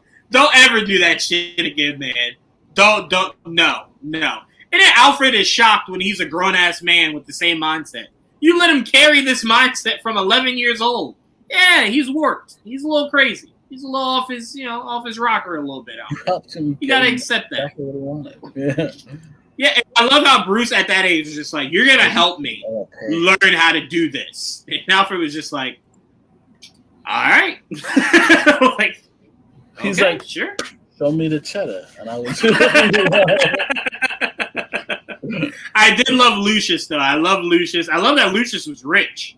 I love that Lucius. Like, Bruce couldn't throw money at Lucius or status. Lucius was like, bitch, I'm rich, and I got status of my own. You know what I'm saying? I can put you on to some shit. You know what I'm saying? I do enjoy that I saw more darker skinned characters throughout this show. Yes. I enjoyed that a lot. I was like, this is great. Mm-hmm. Yeah, hey, I will remind you, Trevon, this is partially from the mind of the guy that turned Commissioner Gordon black. So there was no reason to believe Matt Reeves was going to shy away from putting that in this. You know, Matt Reeves, that's crazy. That's crazy. A room full of white writers. Matt Reeves walks in. Who can we make black? All right, what are we doing? It's like, huh? Yeah. We need a lot of black in here. Let's see. More black. Barbara. Jim. Who else? What else? All right, let's. That just makes sense if Jim is black. Nah, because in Hollywood nowadays, they'd find a way to make Barbara look white as hell. She'd be like, no, her mom's genes were so strong. It's like, all right. As far as we know. All right. We don't know what Martha looks like. Not at all. Sarah. I was about to say, not Martha. Hold on. That's the wrong mommy. I was about to say, if Bruce's mom was black, we got questions. Oh, Catwoman's maid was, she was dumb. I wasn't there as long as she did. No, she wasn't dumb. She played the long game. Fuck no. She played the long game. I would have been to all that shit. What you mean? She played the long game. You wait till she's locked up because she ain't coming right back home. By the way, Catwoman, bravo to your white privilege. She walked in court and said, Judge, I'm a white woman. And Judge said, you're right. All right. Take care. Have a good day. Like, that was really all that conversation was. That's all that was. Judge was just like, all right. You have a good day. Point made. She was fucking Harvey. That's what it was. I mean, I don't think you're wrong. Because she got her money at the end of went on vacation. Yeah, she wasn't playing about her ducats. She said, hey, pay me. I will when I can. All right, bitch, I gave you a chance. I'll take care of it. She sold everything in that damn apartment. She said, I'll take care of it. She said, my cruise is leaving? Yeah. She said, bitch, I'm out. I'm out. The fuck you thought this was, dog? God damn it. Crazy. It was very good. It was a very good show. They did a great job. I'm excited to see. Don't take too long for season 2, please. That's all. Yeah. Well, I will say a lot of animation seems to be going by quicker. It just seems to only be Invincible and Rick and Morty that take 4 years. Yeah, that's why I'm thinking about, because Amazon. Invincible was also on Amazon. Well, I'll say this. Ex Machina, or I think that's what it's called. Vox Machina. Vox Machina, thank you. It's coming out this year, and I think the last season was early last year. I could have sworn. I think it was early last year. Wait a minute. It's been at least, three seasons now, Vox Machina? Yeah. We're on our third season? We're on our third season. Yeah, we're on our third season. Which, by the way, shout out to Joel for putting me onto that show. That show is phenomenal. Phenomenal. It's like it's D&D. Yeah, but I don't attribute it to it. It's how I can enjoy it. Because I don't understand D&D. So I'm like, to try to understand D&D, it's better to just appreciate it for what it is. Yeah, just watch it. Because it's not like D&D at all. So they have had a season of that since 2022. Then they have one 2023. Yeah. And they give her having one 2024. That's what I'm saying. Everybody else will follow suit. That'd be great. That's what I'm saying. It's just Invincible. I don't know why But it's just Invincible, really. That takes forever. I don't know. We were at that panel, weren't we? Trevon, remember? He was talking about how long it took and why. Like, I don't remember. Oh wait, y'all saw Robert Kirkman? Yeah. I did a Zoom one with him. A Zoom one with him. I'm like, wait, no, I'm like, I talked to him, but I wasn't with you guys. I got you. At the panel, we were at the Amazon, whatever the fuck. Wait, y'all asked him questions? No, he was just presenting on the panel. Yeah. Oh, gotcha. Yeah. I thought y'all meant like the round table. No, but he was talking about why they're not taking so long and all that shit. Did he say anything? You said what? I don't remember the excuse. It was a year ago. I forget. All right, this one we can go by pretty quickly. Trevon, I said this last week, and I feel validated. Percy Jackson started filming last week. They should have a teaser trailer this Friday. 100%. 100%. So that's an expectation of mine. And my last expectation, I'm going to keep speaking this into existence. No, I don't think it'll be announced at D23, but I'll keep saying it until it happens. I want Heroes for Hire. I want that announced. Want it announced. Just putting it out there. Joel, what are your expectations for D23? My expectations are what they've been. I expect probably a little bit of Agatha because it's coming up, so maybe the trailer. It's coming up very soon, by the way. That's what I mean, yeah, September, so it'll be here soon. All the animated shit, like the Spider-Man cartoon, Night of Wakanda, maybe What If, be nice. Maybe something new, because I think there was a rumor that there might be something new, but I don't know. We'll see. Daredevil. Hopefully they release the trailer for Daredevil. I do expect them to see at least a trailer for Daredevil. I hope they see it as well.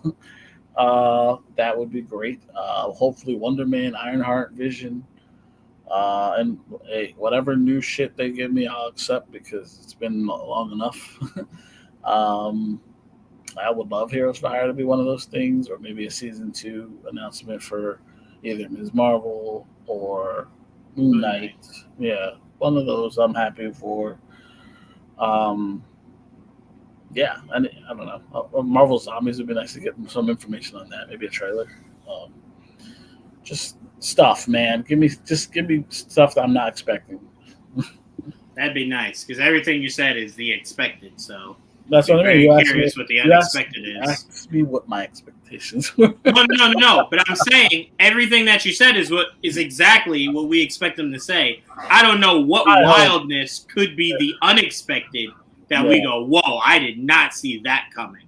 Like even if they said Heroes for Hire, because I've said it so much, it would be one of the I expected that. Right? At some point, I expected that. We haven't heard shit, so that would be. We haven't, but because I've been trying to speak it into existence, I would convince myself. No, I saw this coming. It had to be something wild that I would go. I did not see that coming at all. He did basically say Nova was going to be a series, so if they officially announced that. Oh, a Ghost Rider series is what would catch me off guard. I would love a Ghost Rider. Ryan Gosling getting the role as Johnny. That would definitely throw me off. Also, just a few things to throw in here if I pass it to you, Trevon. On the Star Wars side, I expect a season 2 announcement of Ahsoka, a season 2 announcement of Acolyte, another season, a new Star Wars animated series announcement. That I'm looking forward to. Mandalorian season 4. Trailer for Skeleton Key. Or whatever. Trailer for Skeleton Crew. Skeleton Key is a horror movie. If we get that for Star Wars, that's crazy. Skeleton Crew. Mainly because Skeleton Crew is apparently supposed to tie into the Mandalorian world. So yeah, I'm looking. Go fucking figure. Something. Give me something. Now, an out there Star Wars one for all my Star Wars nerds. Fingers crossed. Maybe a Dark Side of the Moon possibility. I would be very interested in possibly getting a Luke and Mara Jade show that ties into the big movie that they're bringing together for The I can't remember his name now. The blue guy in Star Wars. Thrawn. Yes. Grand Admiral. Yes. I would love to see Mara Jade. We're all in woman empowerment right now in Star Wars. Why not? Give me Mara Jade. Give me Mara Jade. Make her canon. That's all we're asking. That's all us diehard Star Wars fans want is Mara Jade. We've been asking for her for forever. Or Starkiller. At this point, I don't give a fuck. One of the two. Or both. I'd lose my shit. So that's my Star Wars one. Joel, before we give it to Trevon, you got a Star Wars one? Something you'd like to see? Just the animated, a new animated series. Because we're gonna fill that void without Bad Batch. So I would like to say definitely something because I'm not sure what era or what. I just look forward to Star Wars animation. So I look forward to whatever's next. Hopefully, or a season through of Visions. I'll take that. I mean, I expect that though. No, because season 2 was like 2 years ago, wasn't it? I'm sure it was not long ago. Like last year at the latest. I thought it was 2 years ago. It was. I remember it not too long ago. So, I kind of expect that. Yeah, that's what I'm saying, DJV. That's what all of us diehards want. We've been asking for. That's why when people go, "You don't want women in Star Wars," it's like, no, we definitely do. There are some ones that are thrusted on us that we may not like, but we definitely want women in Star Wars. And Mara Jade is numero fucking uno. So you won't find a diehard Star Wars fan that doesn't want Mara Jade. Her story is just so much fun, especially tying into Luke. So yeah, that's for me. And Joel's absolutely right. Since Dave Filoni has taken over, essentially, in that animated space, we've had an animated series every year, essentially. Right? Whether it was Clone Wars going into Rebels, Rebels going into Clone Wars again, Clone Wars going into Bad Batch. It's always been something. So hopefully we get something here. But definitely season 2 of Ahsoka is like, if they don't do that, it's like... Yeah, that's another one. Yeah, that'd be very weird. Trevon, anything from D23? What are your expectations? Disney, give me Princess Diaries 3. That's what I want. Oh, that's what you want? Wait, you want it to be a show? No, I want a movie. Princess Diaries 3. I don't know if they're going to do movies there. Well, I don't care what I need it. I'm thinking Disney in general right now. Princess Diaries 3. That's what I want. I need them to acquire the rights to Power Rangers again. I need them to get it again. They did great. They did great 7 great seasons. Two of those seasons are in my top 5. So Disney, do it again. You did a great job. Do it again. Okay. So it's not like it's not like it happened before. So that'd be great. You need some, that's a great IP. Come on, Disney. Just come on. You got money. Bomb. So you gave up on Amazon? Yeah, I mean, they ain't announced it yet. So, it's up for grabs. Rangers are in limbo right now. It's up for grabs. And Disney Disney maybe got the money to push it forward. I don't know Amazon doing the plan. Tubi's gonna buy it. First of all, don't assume that Amazon doesn't have the money to push it forward. That to me. They definitely do. Tubi Power Rangers? A Temu Power Rangers? You don't want a Temu? You don't want a Temu Power Rangers? Don't play. I will hang up this shit. I will get the fuck off of here. Don't play with me. That is not funny. That is not funny. It's the Temu version. I got my old Power Gloves. I can use that. If there's any franchise that I will crash out for, it's Power Rangers. So don't do that to me. So, all right, I get you. To me. Don't do that. We stop talking. I want more Scarlet Witch, but I mean, I feel like I won't know anything about that until after Agatha. So, right. I think the closest thing you'll get is Vision. I don't really care about him as of right now. But no. Joel's saying when you see Wanda again, it's probably Vision show. I mean, it's connected to that storyline, is what I'm saying. Right. He's not saying he expects you to be excited for Vision. I'm saying. He's just trying to tell you narratively. That's where it makes the most sense. Yeah. I mean, other than that, it culminates in a movie. That's what I think. I would love something. X-Men related. I mean, besides the animated series, yeah, I was about to say besides no, that. not that. A live action something. Not this early. A series? I don't know. Yeah, not this early. I don't know. I would love it. Don't get me wrong. Some type of X-Men live action show. I wouldn't be surprised if it does happen. Maybe not X-Men specifically, but maybe one of the mutants or something. I'd say this: if he does, he lied for absolutely no reason. Like he said, all that would be after where we are. So. I feel like the slate needs to be filled out for, like, give us. I don't know. You could tell us when the movie's coming. I don't know. I just want something X-Men. I know we already have. Oh, no. Hold on. No. Back the fuck up. The worst thing to tell you is when to expect it, and then it doesn't happen quick enough. Because he'll tell you Friday they're doing an X-Men movie, and if by that Monday it hasn't been casted, you'll believe it won't happen. That's true. So, no. Best thing for you is just to wait. Yeah, so, I mean, the bottom line is just buy Power Rangers. All right, that's it. Bottom line, do what I want. I don't really give a fuck about anything else. I thought you'd be excited about the idea of Percy Jackson.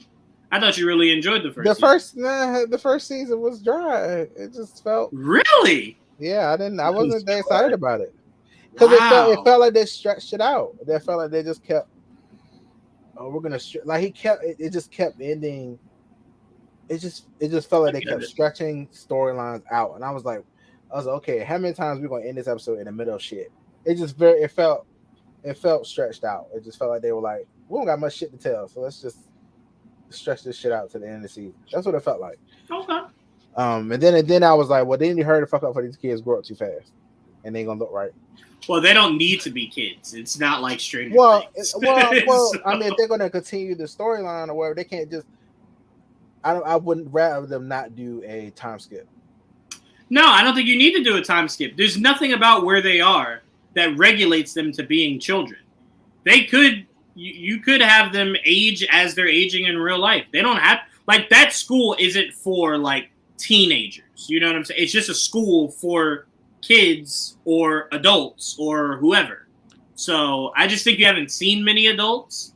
But I don't think that's regulated for just children. I think they just so happen to be kids. I'm always like this when it's a show that has children. Like, if you're gonna, I don't disagree, but the difference is Stranger Things has them in school, so that's a constant reminder of how old they're supposed to be. So it's like, okay, they're in 8th grade, they can't look like they're 24. You know what I'm saying? So that's different. But with this, they're in a school of gods. It's not like you got to be 8 because it's 6th grade, like, you know what I'm saying? So it's not a restraint to an age. They can literally just age as they age in real life, and you don't really have to explain that. That's true, but for me, for myself, it needs to look right. I'm just saying, I can't have you 4 inches taller next time I see you. Like, I'm like, what the fuck? Why? They can't naturally grow? Everybody naturally grows. Especially if you got a growth spurt. That's what I'm saying. I'm like, now, like I said, I understood it if, like, you have a show about kids in 4th grade. So then the next time we see them, they're all 7 foot. Yeah, that's a little weird. But again, in the story of gods and monsters, how did you take Harry Potter? They had to grow up. They grew up with it. It worked. That's what we're saying for them. Yeah, let them grow with the role. You got little kids, like Harry Potter. They showed it gradually. If you take 2-3 years to do this show, it ain't gonna be gradual.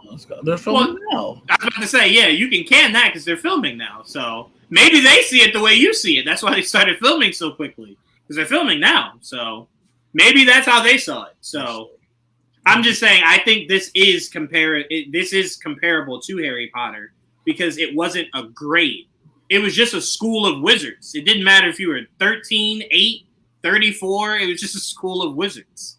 So it wasn't, it wasn't holding you to a certain age. I think Stranger Things fucks a lot of us up because we see that they're starting to outgrow the age they're supposed to be. Well, Harry Potter, they should look like their ages. I mean, there's literally like every grade, like they start at 11, then it's 12, Right. it's 13, Right, 14, right. 15. Like they gradually every movie. Yeah. This is more sporadic because there's no age range. There are Right. That's what I'm trying to tell them. Like it's more acceptable because you're not beholden to an age group. Like it's not an age demographic you have to stick to. It's like a camp. Right. I think okay. So for context of what I'm saying. So the movies, they were teenagers, and that was fine. This one, they were like, we're gonna make sure they're 12 or whatever. And I was like, okay.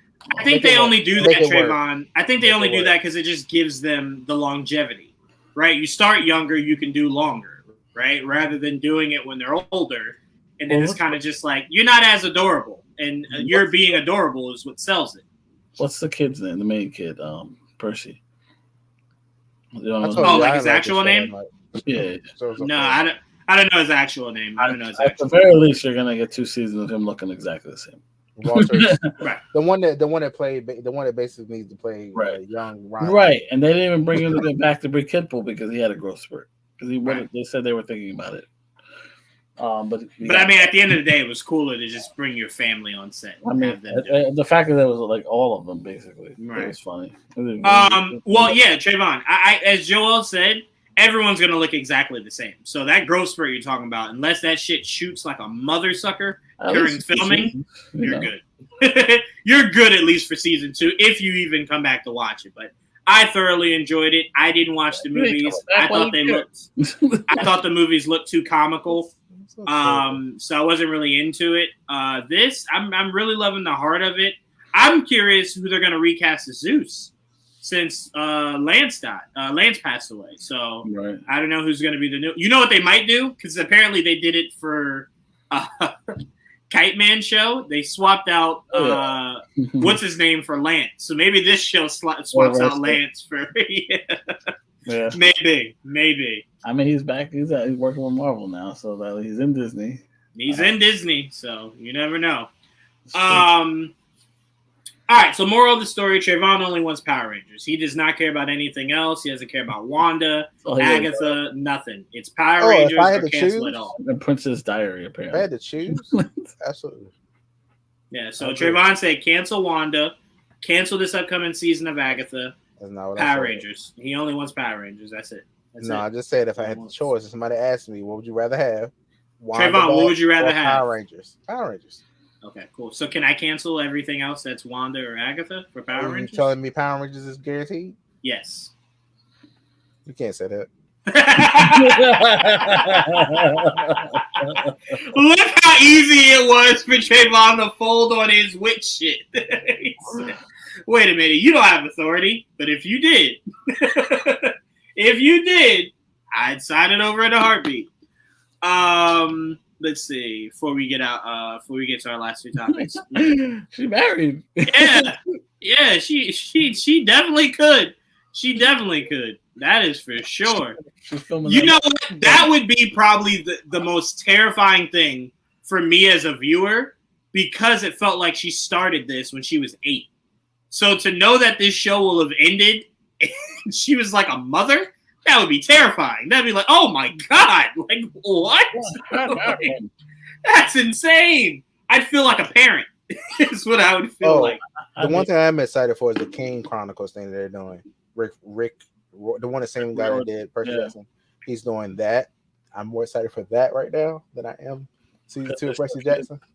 So they go up again. I want to see, well, this was more like magic and stuff. More, I don't know. Percy Jackson just felt, I don't know. Like I said, it felt a little dry to me. Okay, maybe season 2 they can pick it up. That's no problem. They were wizards, so I'll give you that. All right, we got John Wick, the High Table series. Now, this I have to make sure Trevon's not confused about still, because there will be no John Wick in this. Keanu Reeves, I believe, unless they offer him like steak in Lionsgate or some shit, I think he's very much done with being John Wick, which is why we're getting all these spinoffs that we're getting, is to avoid the idea of John Wick returning. Now, I don't think that will help people when the ballerina comes out next year, when John Wick's in it. It'll just reinforce people's needing for him to come back. But I'm fine with this. I thought the Continental was very well done. I don't understand why they didn't do a season 2. I don't know why they started off making that a limited series. Thought that was weird. They did a great job. Great resurrection of Mel Gibson. I thought that the Continental. Oh. Yeah. Mm-hmm. So I'm very excited for this. Joel, what are your thoughts? Yeah, I like the John Wick universe to begin with. So I'm curious, learning more about this high table and whatever story they plan on telling about it. It is unfortunate John is no longer with us, at least not in that universe, his own universe. But I mean, apparently they are working on John Wick 5, so I'm not sure how that works. Well, he apparently said that he wanted to be killed, and they didn't listen, and they said we leave with 10% just in case to bring you back. Well, remember, right after the movie, the producer was speaking about how you never know. Then Keanu came out and said, well, as the guy playing him, I'm telling you, he did. So, again, I think it will take the director that Keanu has become very close with, Chad. And it'll take the studio probably not only making him a producer, but offering him stake in the franchise or something. Like, it's going to take equity or some shit like that to bring that man It's just back. a really great story or whatever, I'm sure. I don't think that, because I don't think any of these movies had great story. It was the same singular story. Like, they killed my dog, I murdered them, now they all want revenge. And it was just a countless they want revenge each movie. Let's clarify, let's not, make it that low. The dog was the last gift from his wife that died. Yes, I'm not saying it like. I'm just saying, don't say it so dry like that. I'm saying it like you're making it sound like you know what it is, Trevon. You know what you're making John Wick sound like. You make John Wick sound the same way Vin Diesel makes every Fast and Furious movie sound. Like that shit should be Oscar nominated, and it's like, bro, the stories are not why we are here ever. Like ever, I've never once left Fast and Furious and went, this story, fucking bravo. No. I just went, I didn't know you could take a car and flip it out of a plane. Who knew? I'm in. I loved it. Right? I enjoy the story, the lore they're building with Fast and Furious. I do enjoy it.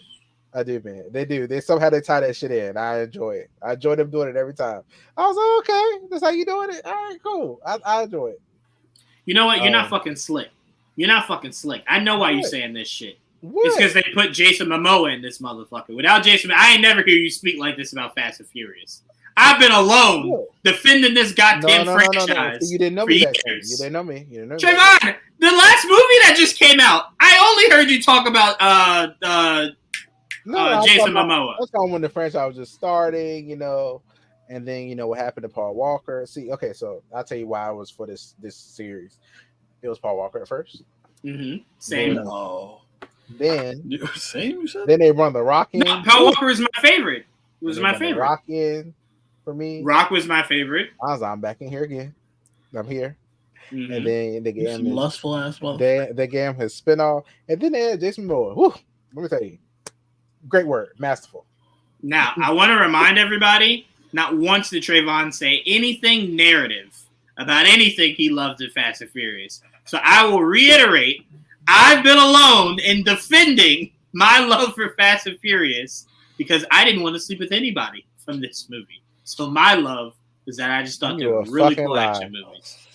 Who did you think I wanted to sleep with in Fast and Furious? I don't know. One of these women. I don't know. No. Interesting. Not at all. Well, I mean, sure, yes, but like it technically. Wait, does Vanessa Kirby count? As what? In the Fast and Furious universe. Sure, any of them that was in there. Sure. Because she wasn't in a Fast and Furious movie. She was in the spinoff. Still part of the franchise. Then Vanessa Kirby. Yes. There you go. Vanessa Kirby. I don't really remember anybody else. Gal Gadot, maybe? Yeah, no. I didn't lust over anyone in Fast and Furious. I just legit thought those movies were cool. You can ask Joel. They're fun. Yeah, you can ask Joel. I raved about that last Fast and Furious movie. As Joel was sleeping through that shit. So, yeah. It was a lot of action. It puts me to sleep. It sure did. I was so angry. I know Keanu just wants to be.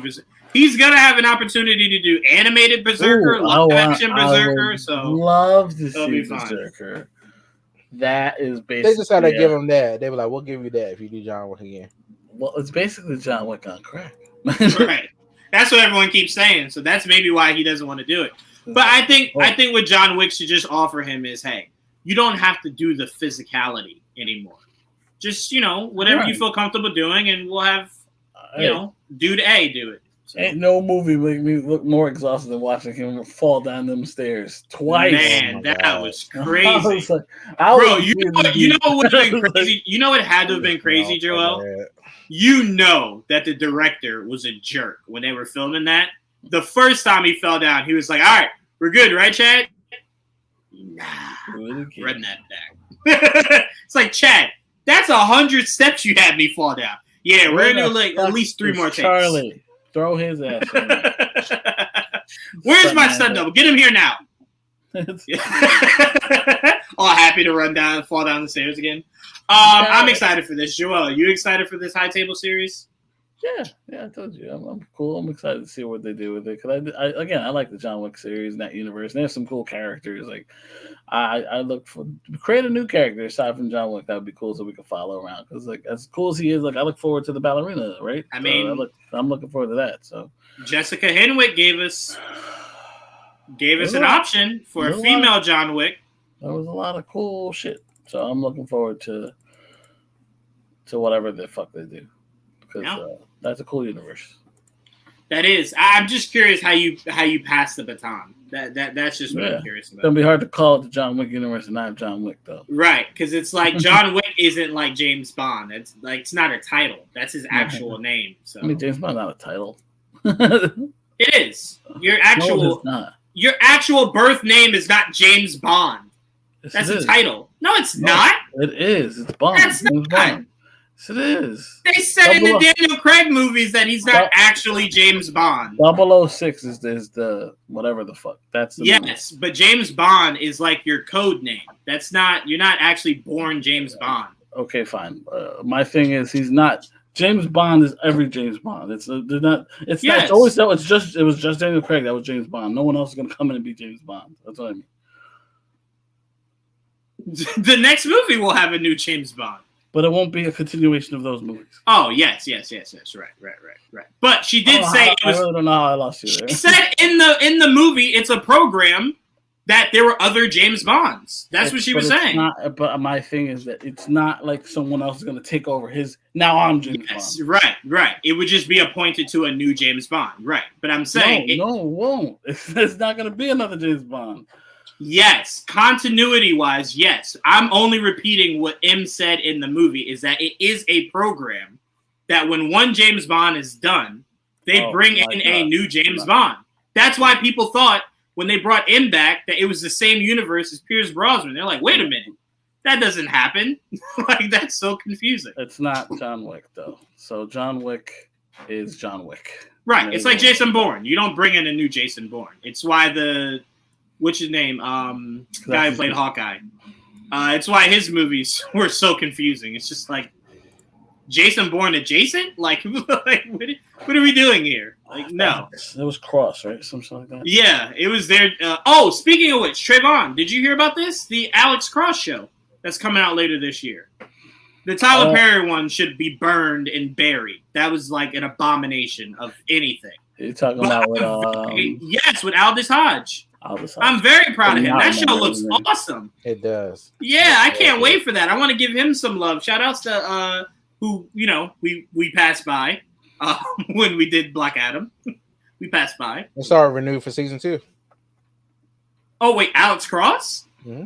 Oh, good shit. Amazon does not play, bro. Amazon does not play. You know what is funny about that is that I never watched that movie, but it looked interesting, and I'm glad now. The Tyler Perry one?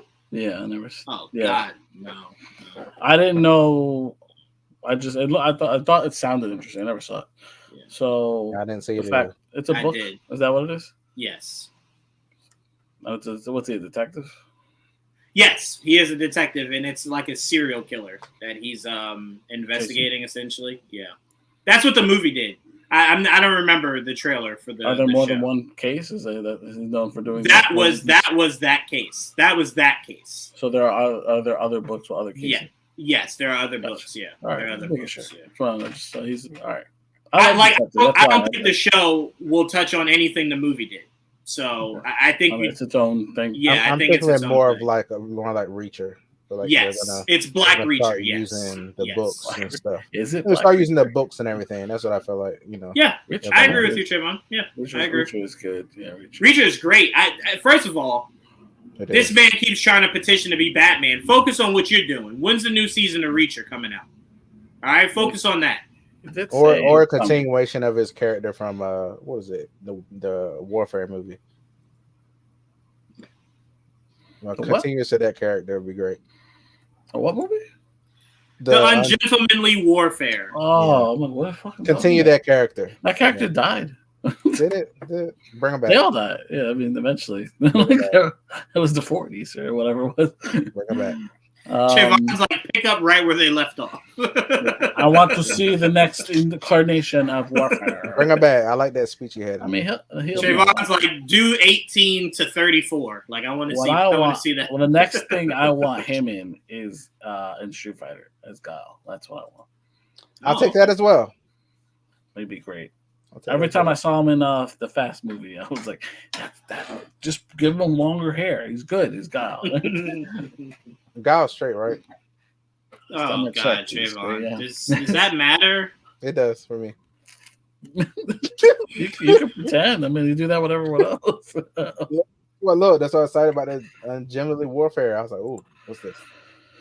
Yeah, Guile's straight. Then he dies. Well, please, for Trayvon's sake, make him gay. Is that better? He's married to Ken's sister, I believe, or something like that. They're related. They're related somehow through marriage. It could be the Ken's brother. No. It's Guile's sister that's married to Ken. I think that's what it is. Oh, okay. Then there you go. Cool. Nothing is affected. There you go. Cool. So you good there, Trayvon? I mean, I'm cool whatever he plays. It's cool. I like seeing him. I just like seeing him. I know you do. I mean, all right. I think that would be great casting. It would. Cool. So if he wanted to be Batman, let him be whatever he want to be. Shit. I get it. No.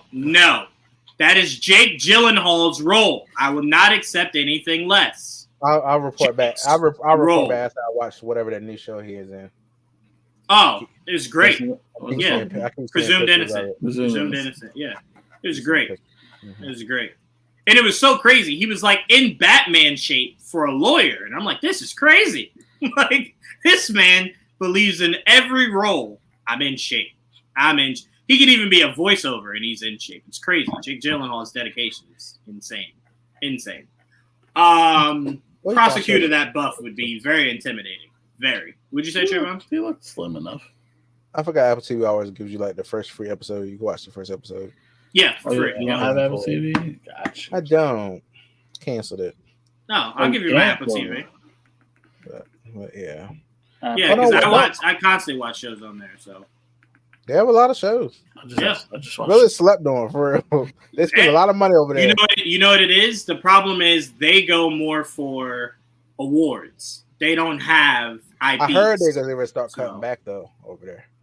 We'll see, because that shit's expensive. But luckily, everything gives them rewards. Everything gets awards. So, like they won a shit ton of Emmys over there. So, but that's what their focus is. The moment Apple dips its toe in IP, Apple will definitely be looked at with some of the big wigs. But for now, they just have really great suspense thriller dramas that are just award worthy. So you don't compare that to Star Wars and Marvel and DC and shit. So yeah, what's their biggest IP? I don't even know. Nothing. They don't have an IP. It's Charlie Brown. Charlie Brown. Yeah, Ted Lasso is their biggest show, right? That probably came out of Apple right now. Yes. Well, it depends, because you could say globally, sure, but there's a lot of people that would tell you the morning show is right there with Ted Lasso. Ted Lasso's still top. That shit is phenomenal. I'm not saying it's not you. I'm just saying as far as accolades. Like, yes, popularity, it's Ted Lasso. I'm about to say, I don't know. Yes, popularity. But accolades, the morning show, I think is its second best show behind Ted Lasso, and it's right there. It's not. I don't think it's by much. Yeah. So they're doing great with their shows. So Presumed Innocence right now #1. Yep. Which one? Yep. Presumed Innocence is still #1. Yeah, it's good. Like it's really good. To me, there's some hit and misses with Apple, but that's a good one. I've not really dove that. I'm very particular on what I watch because Apple doesn't have specific IPs. So when I watch something like the Chris Evans show, I watched that. Hey, Defending Jacob. Yeah, yes, Defending Jacob. The fact that he didn't win an Emmy for that is still top 20. It's criminal. That is criminal. Very criminal. Very good show. I saw Masters of Air. That was. It was. Now I will say the two shows AJ like drools over. Man, I can't get into those shit. So I tried to watch. I love AJ. I tried Masters of Silos. I haven't tried Silo. I tried Masters of Air. I tried Silos. For the wrong reason. I saw Masters. I finished that. It had slow points, but it was what? What? I'll be honest. I tried Masters of Air for the wrong reasons. Oh, yeah, well, yeah. If you're going in looking for a gay love story, that's not what happened. They could have did it. Shit. It would have been fine. It's based on true story. Oh, shit. Fuck that.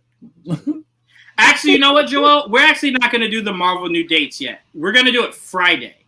Because we might, again, there's a lot of people reporting that we could get movie news on Friday. So I'm saying we can kind of just group that in. Because remember we were saying shit at fucking Comic-Con. Exactly.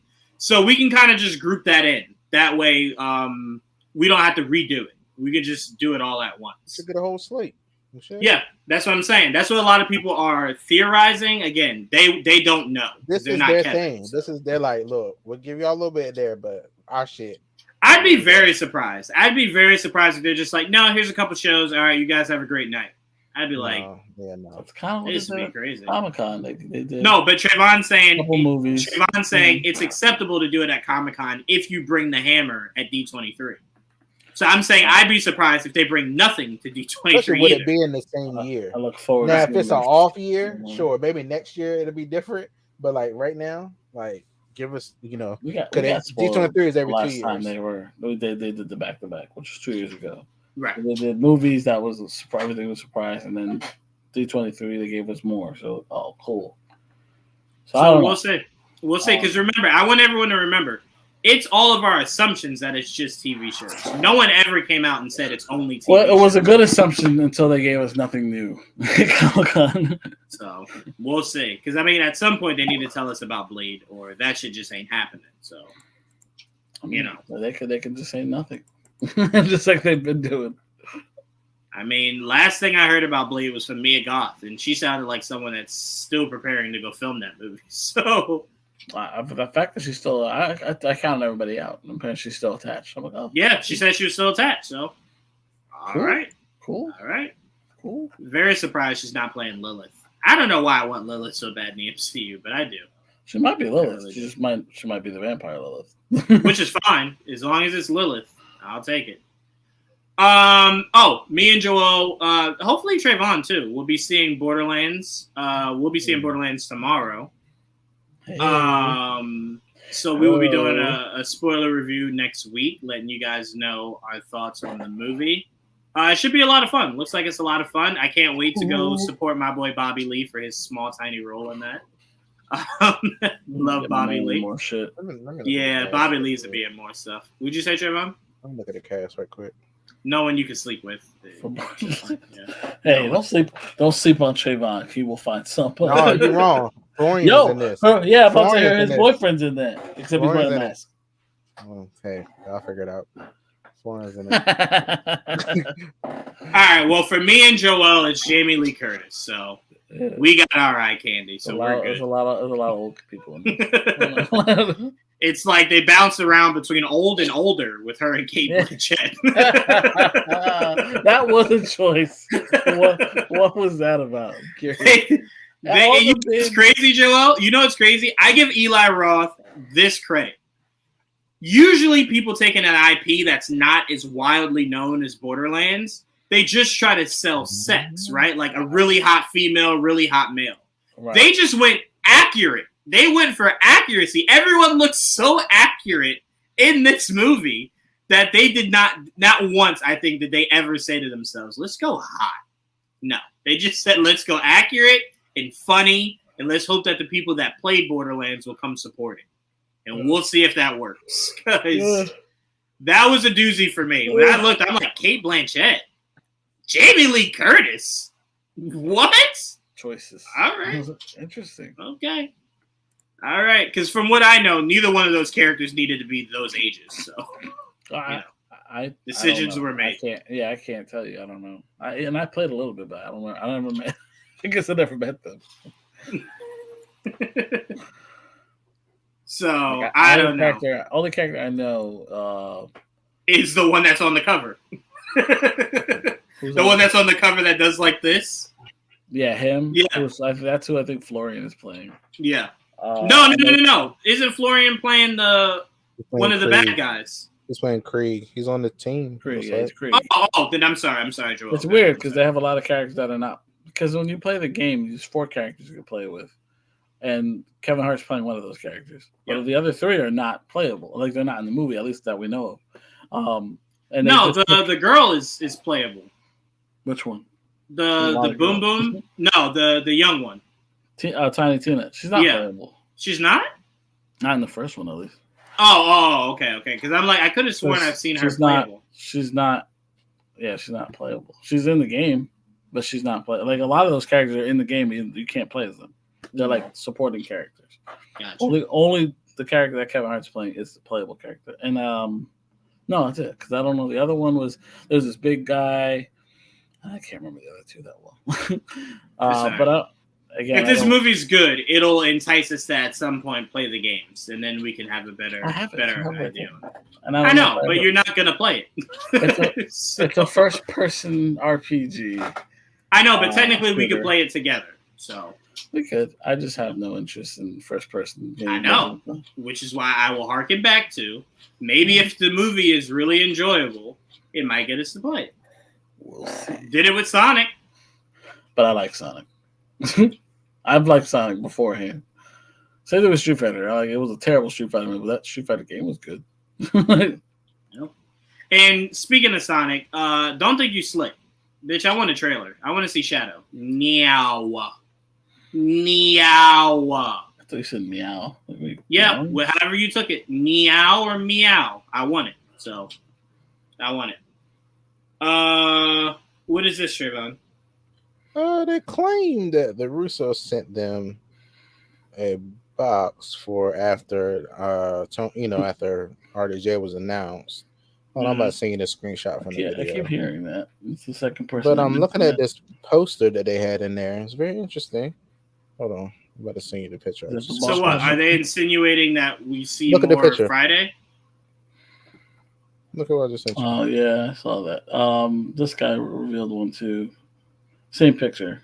I wonder if that's how he's going to look. No. I can say this right now. They're still writing that script. They're perfecting that script. They still have concept art.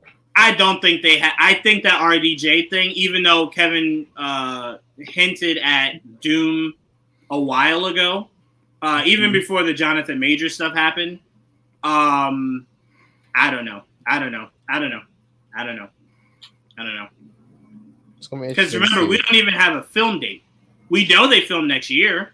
We don't have a specific date as to when they start. So I'm like, they could still be working on this stuff. I feel like the script needs to be done. You said what, Trevon? I feel like the script needs to be done for this already. That's what I feel like.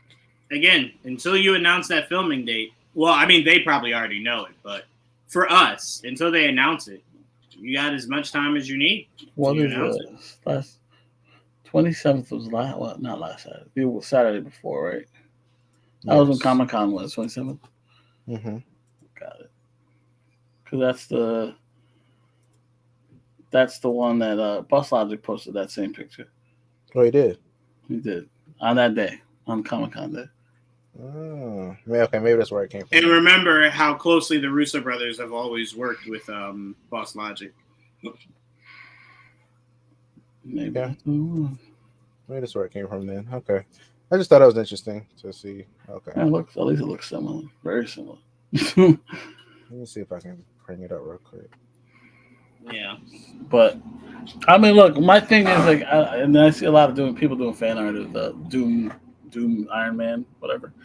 And my thing is like, it wouldn't make sense unless he was Iron. Like, if it was Tony Stark being Doom, like becoming Doom instead of being Iron Man, that would make more sense than Victor Von Doom looking like Iron Man. You know what I mean? Right.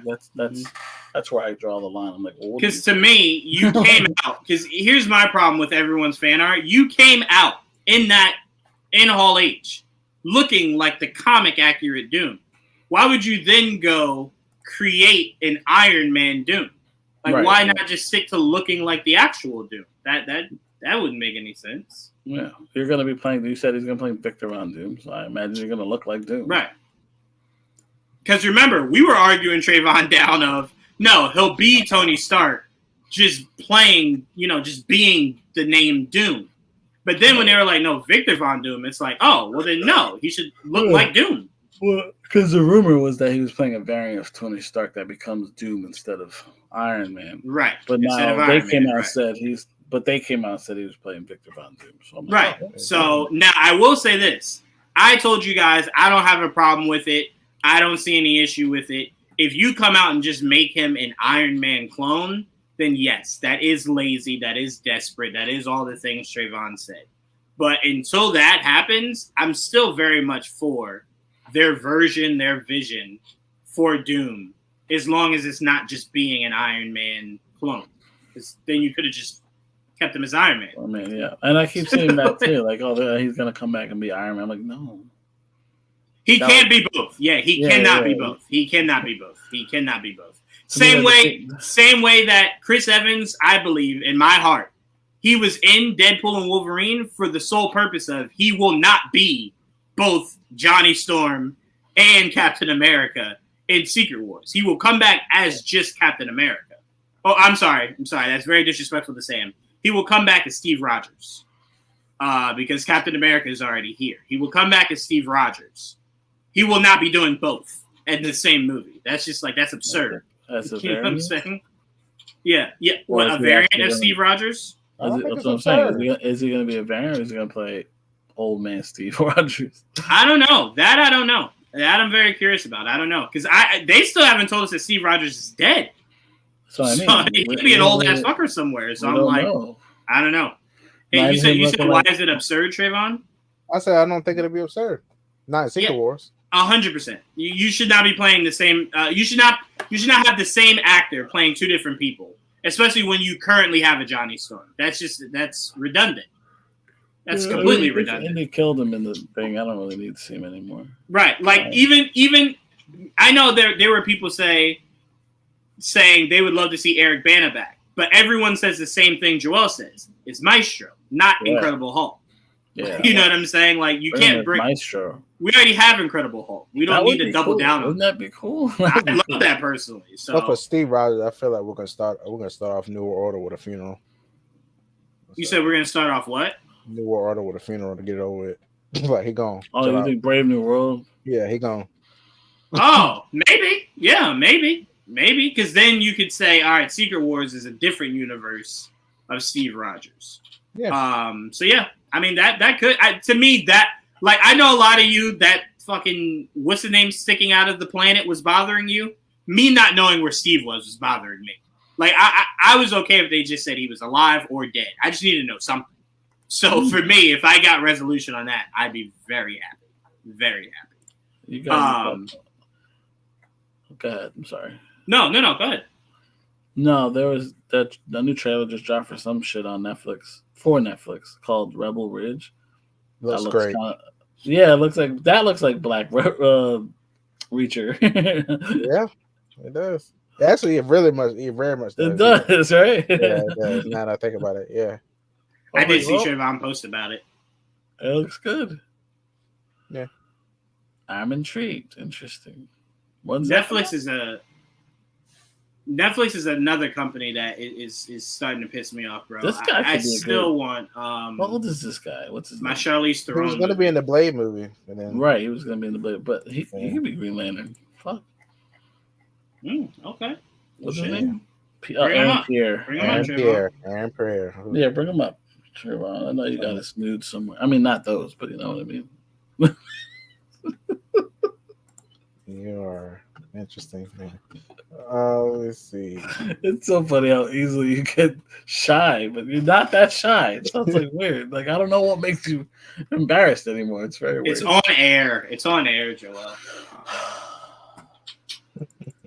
You're all funny. This man is like all open until like you put a camera on him.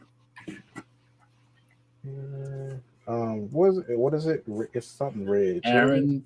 Oh, No, Rebel Ridge. Let me see if they got a poster for it or something. Yeah, I just heard about it. Oh shit! No, I forgot about this game. I gotta fucking play it. I don't see this picture will work. What? Let's see. I'm about to put it in here now. Hold on. All right. Do I need to give a viewer discretion advisory? Of course not. Okay, so guys, viewer discretion advised. It's not a bad picture. It's him in the movie. All right, let's see. There you go. Oh yeah, I've seen this guy numerous times. Sure, I guess. Right? Yeah, I can see it. I'd have to see what that short list is. I mean, I'm just saying it wouldn't be a bad option to be on that list. I'll see this first, and then I can give you that. I haven't necessarily loved what I've seen him in before, so let me see this. Can you name him? Because I can't even think of anything right now. No, I've seen him, but everything I've seen him in, he's been like a side character. I don't remember him being a lead in anything. I like. Well, I know he's gonna be a Lion King. I think he's playing. Oh well, yeah, I can't hold that against him, good or bad. No, he's gonna play the new one. No, I know. I'm saying I can't hold that against him, good or bad. The voice, like he's just doing a voice, right? He's just doing the voice. I forget who he's playing. I don't know if he's playing TV show called Genius coming out. Simba. Is it out already? Not Simba. Mm-hmm. Oh, he's in Genius. So he's gonna be Malcolm X. I can see that. You know what? Those Genius shows are good. There was one. I swear, all these actors that play Malcolm X all look the same. Like he does look like the last. Right? Yeah. You look at him, but he could play Malcolm X. Like yeah, you see it. You see the glasses and everything. 100%. I definitely can see it. Yeah. All right. Well, right. Guys, we will be back Friday at what, 7 or 8? I think it starts at 7. Like all of D23 or just? No, just the Disney Entertainment. Oh, D23 is like 3 days long. It's all day. Like a con. It's a con. Like got you. Yeah. All right. Well, Friday at 7, we will be back for D23. Break that down live for you guys. 7 to 9. No, 7 in the morning to 9 at night. No, yes, it's all day. We'll be doing podcasting while we work. So make sure you guys tune in for the funnest. All day. The most fun live streamed podcast. No, but we will be back Friday night. So make sure you guys are subscribed and have your notifications on so you know when we go live. Saturday. Wow. Friday night. It's getting used to that. It's going to take time. You're going to have to remind me Friday, by the way. So make sure you guys stay tuned for that. And we appreciate you guys for tuning into another episode of Unhealthy and Unstable. I'd like to thank Trevon and Joel as always. Couldn't do it without those guys. And DJ V, as always, our number one fan. We appreciate you as always. We had 16 people in here, so we appreciate you guys. DJ definitely. V, always the MVP for us. Always. Even though sports is not his thing, so that might have confused him, Joel. But he likes to lie about it, and I appreciate it. Yes, he likes to lie and say he and Trevon are Knicks fans, and we will accept it. We will. Yeah, I'll take it. Not many people openly are saying that nowadays, so we'll take it. I'm sure I'm fan of some of the men on there. There you go. I'm sure you. So we'll see you guys Friday. Let me just go ahead and get us out of here for Trevon makes me not like the Knicks. All right, thank you guys so much. So much. And until next time, guys, remember to stay a little unhealthy and a lot unstable. And bring the chaos. Peace. Peace.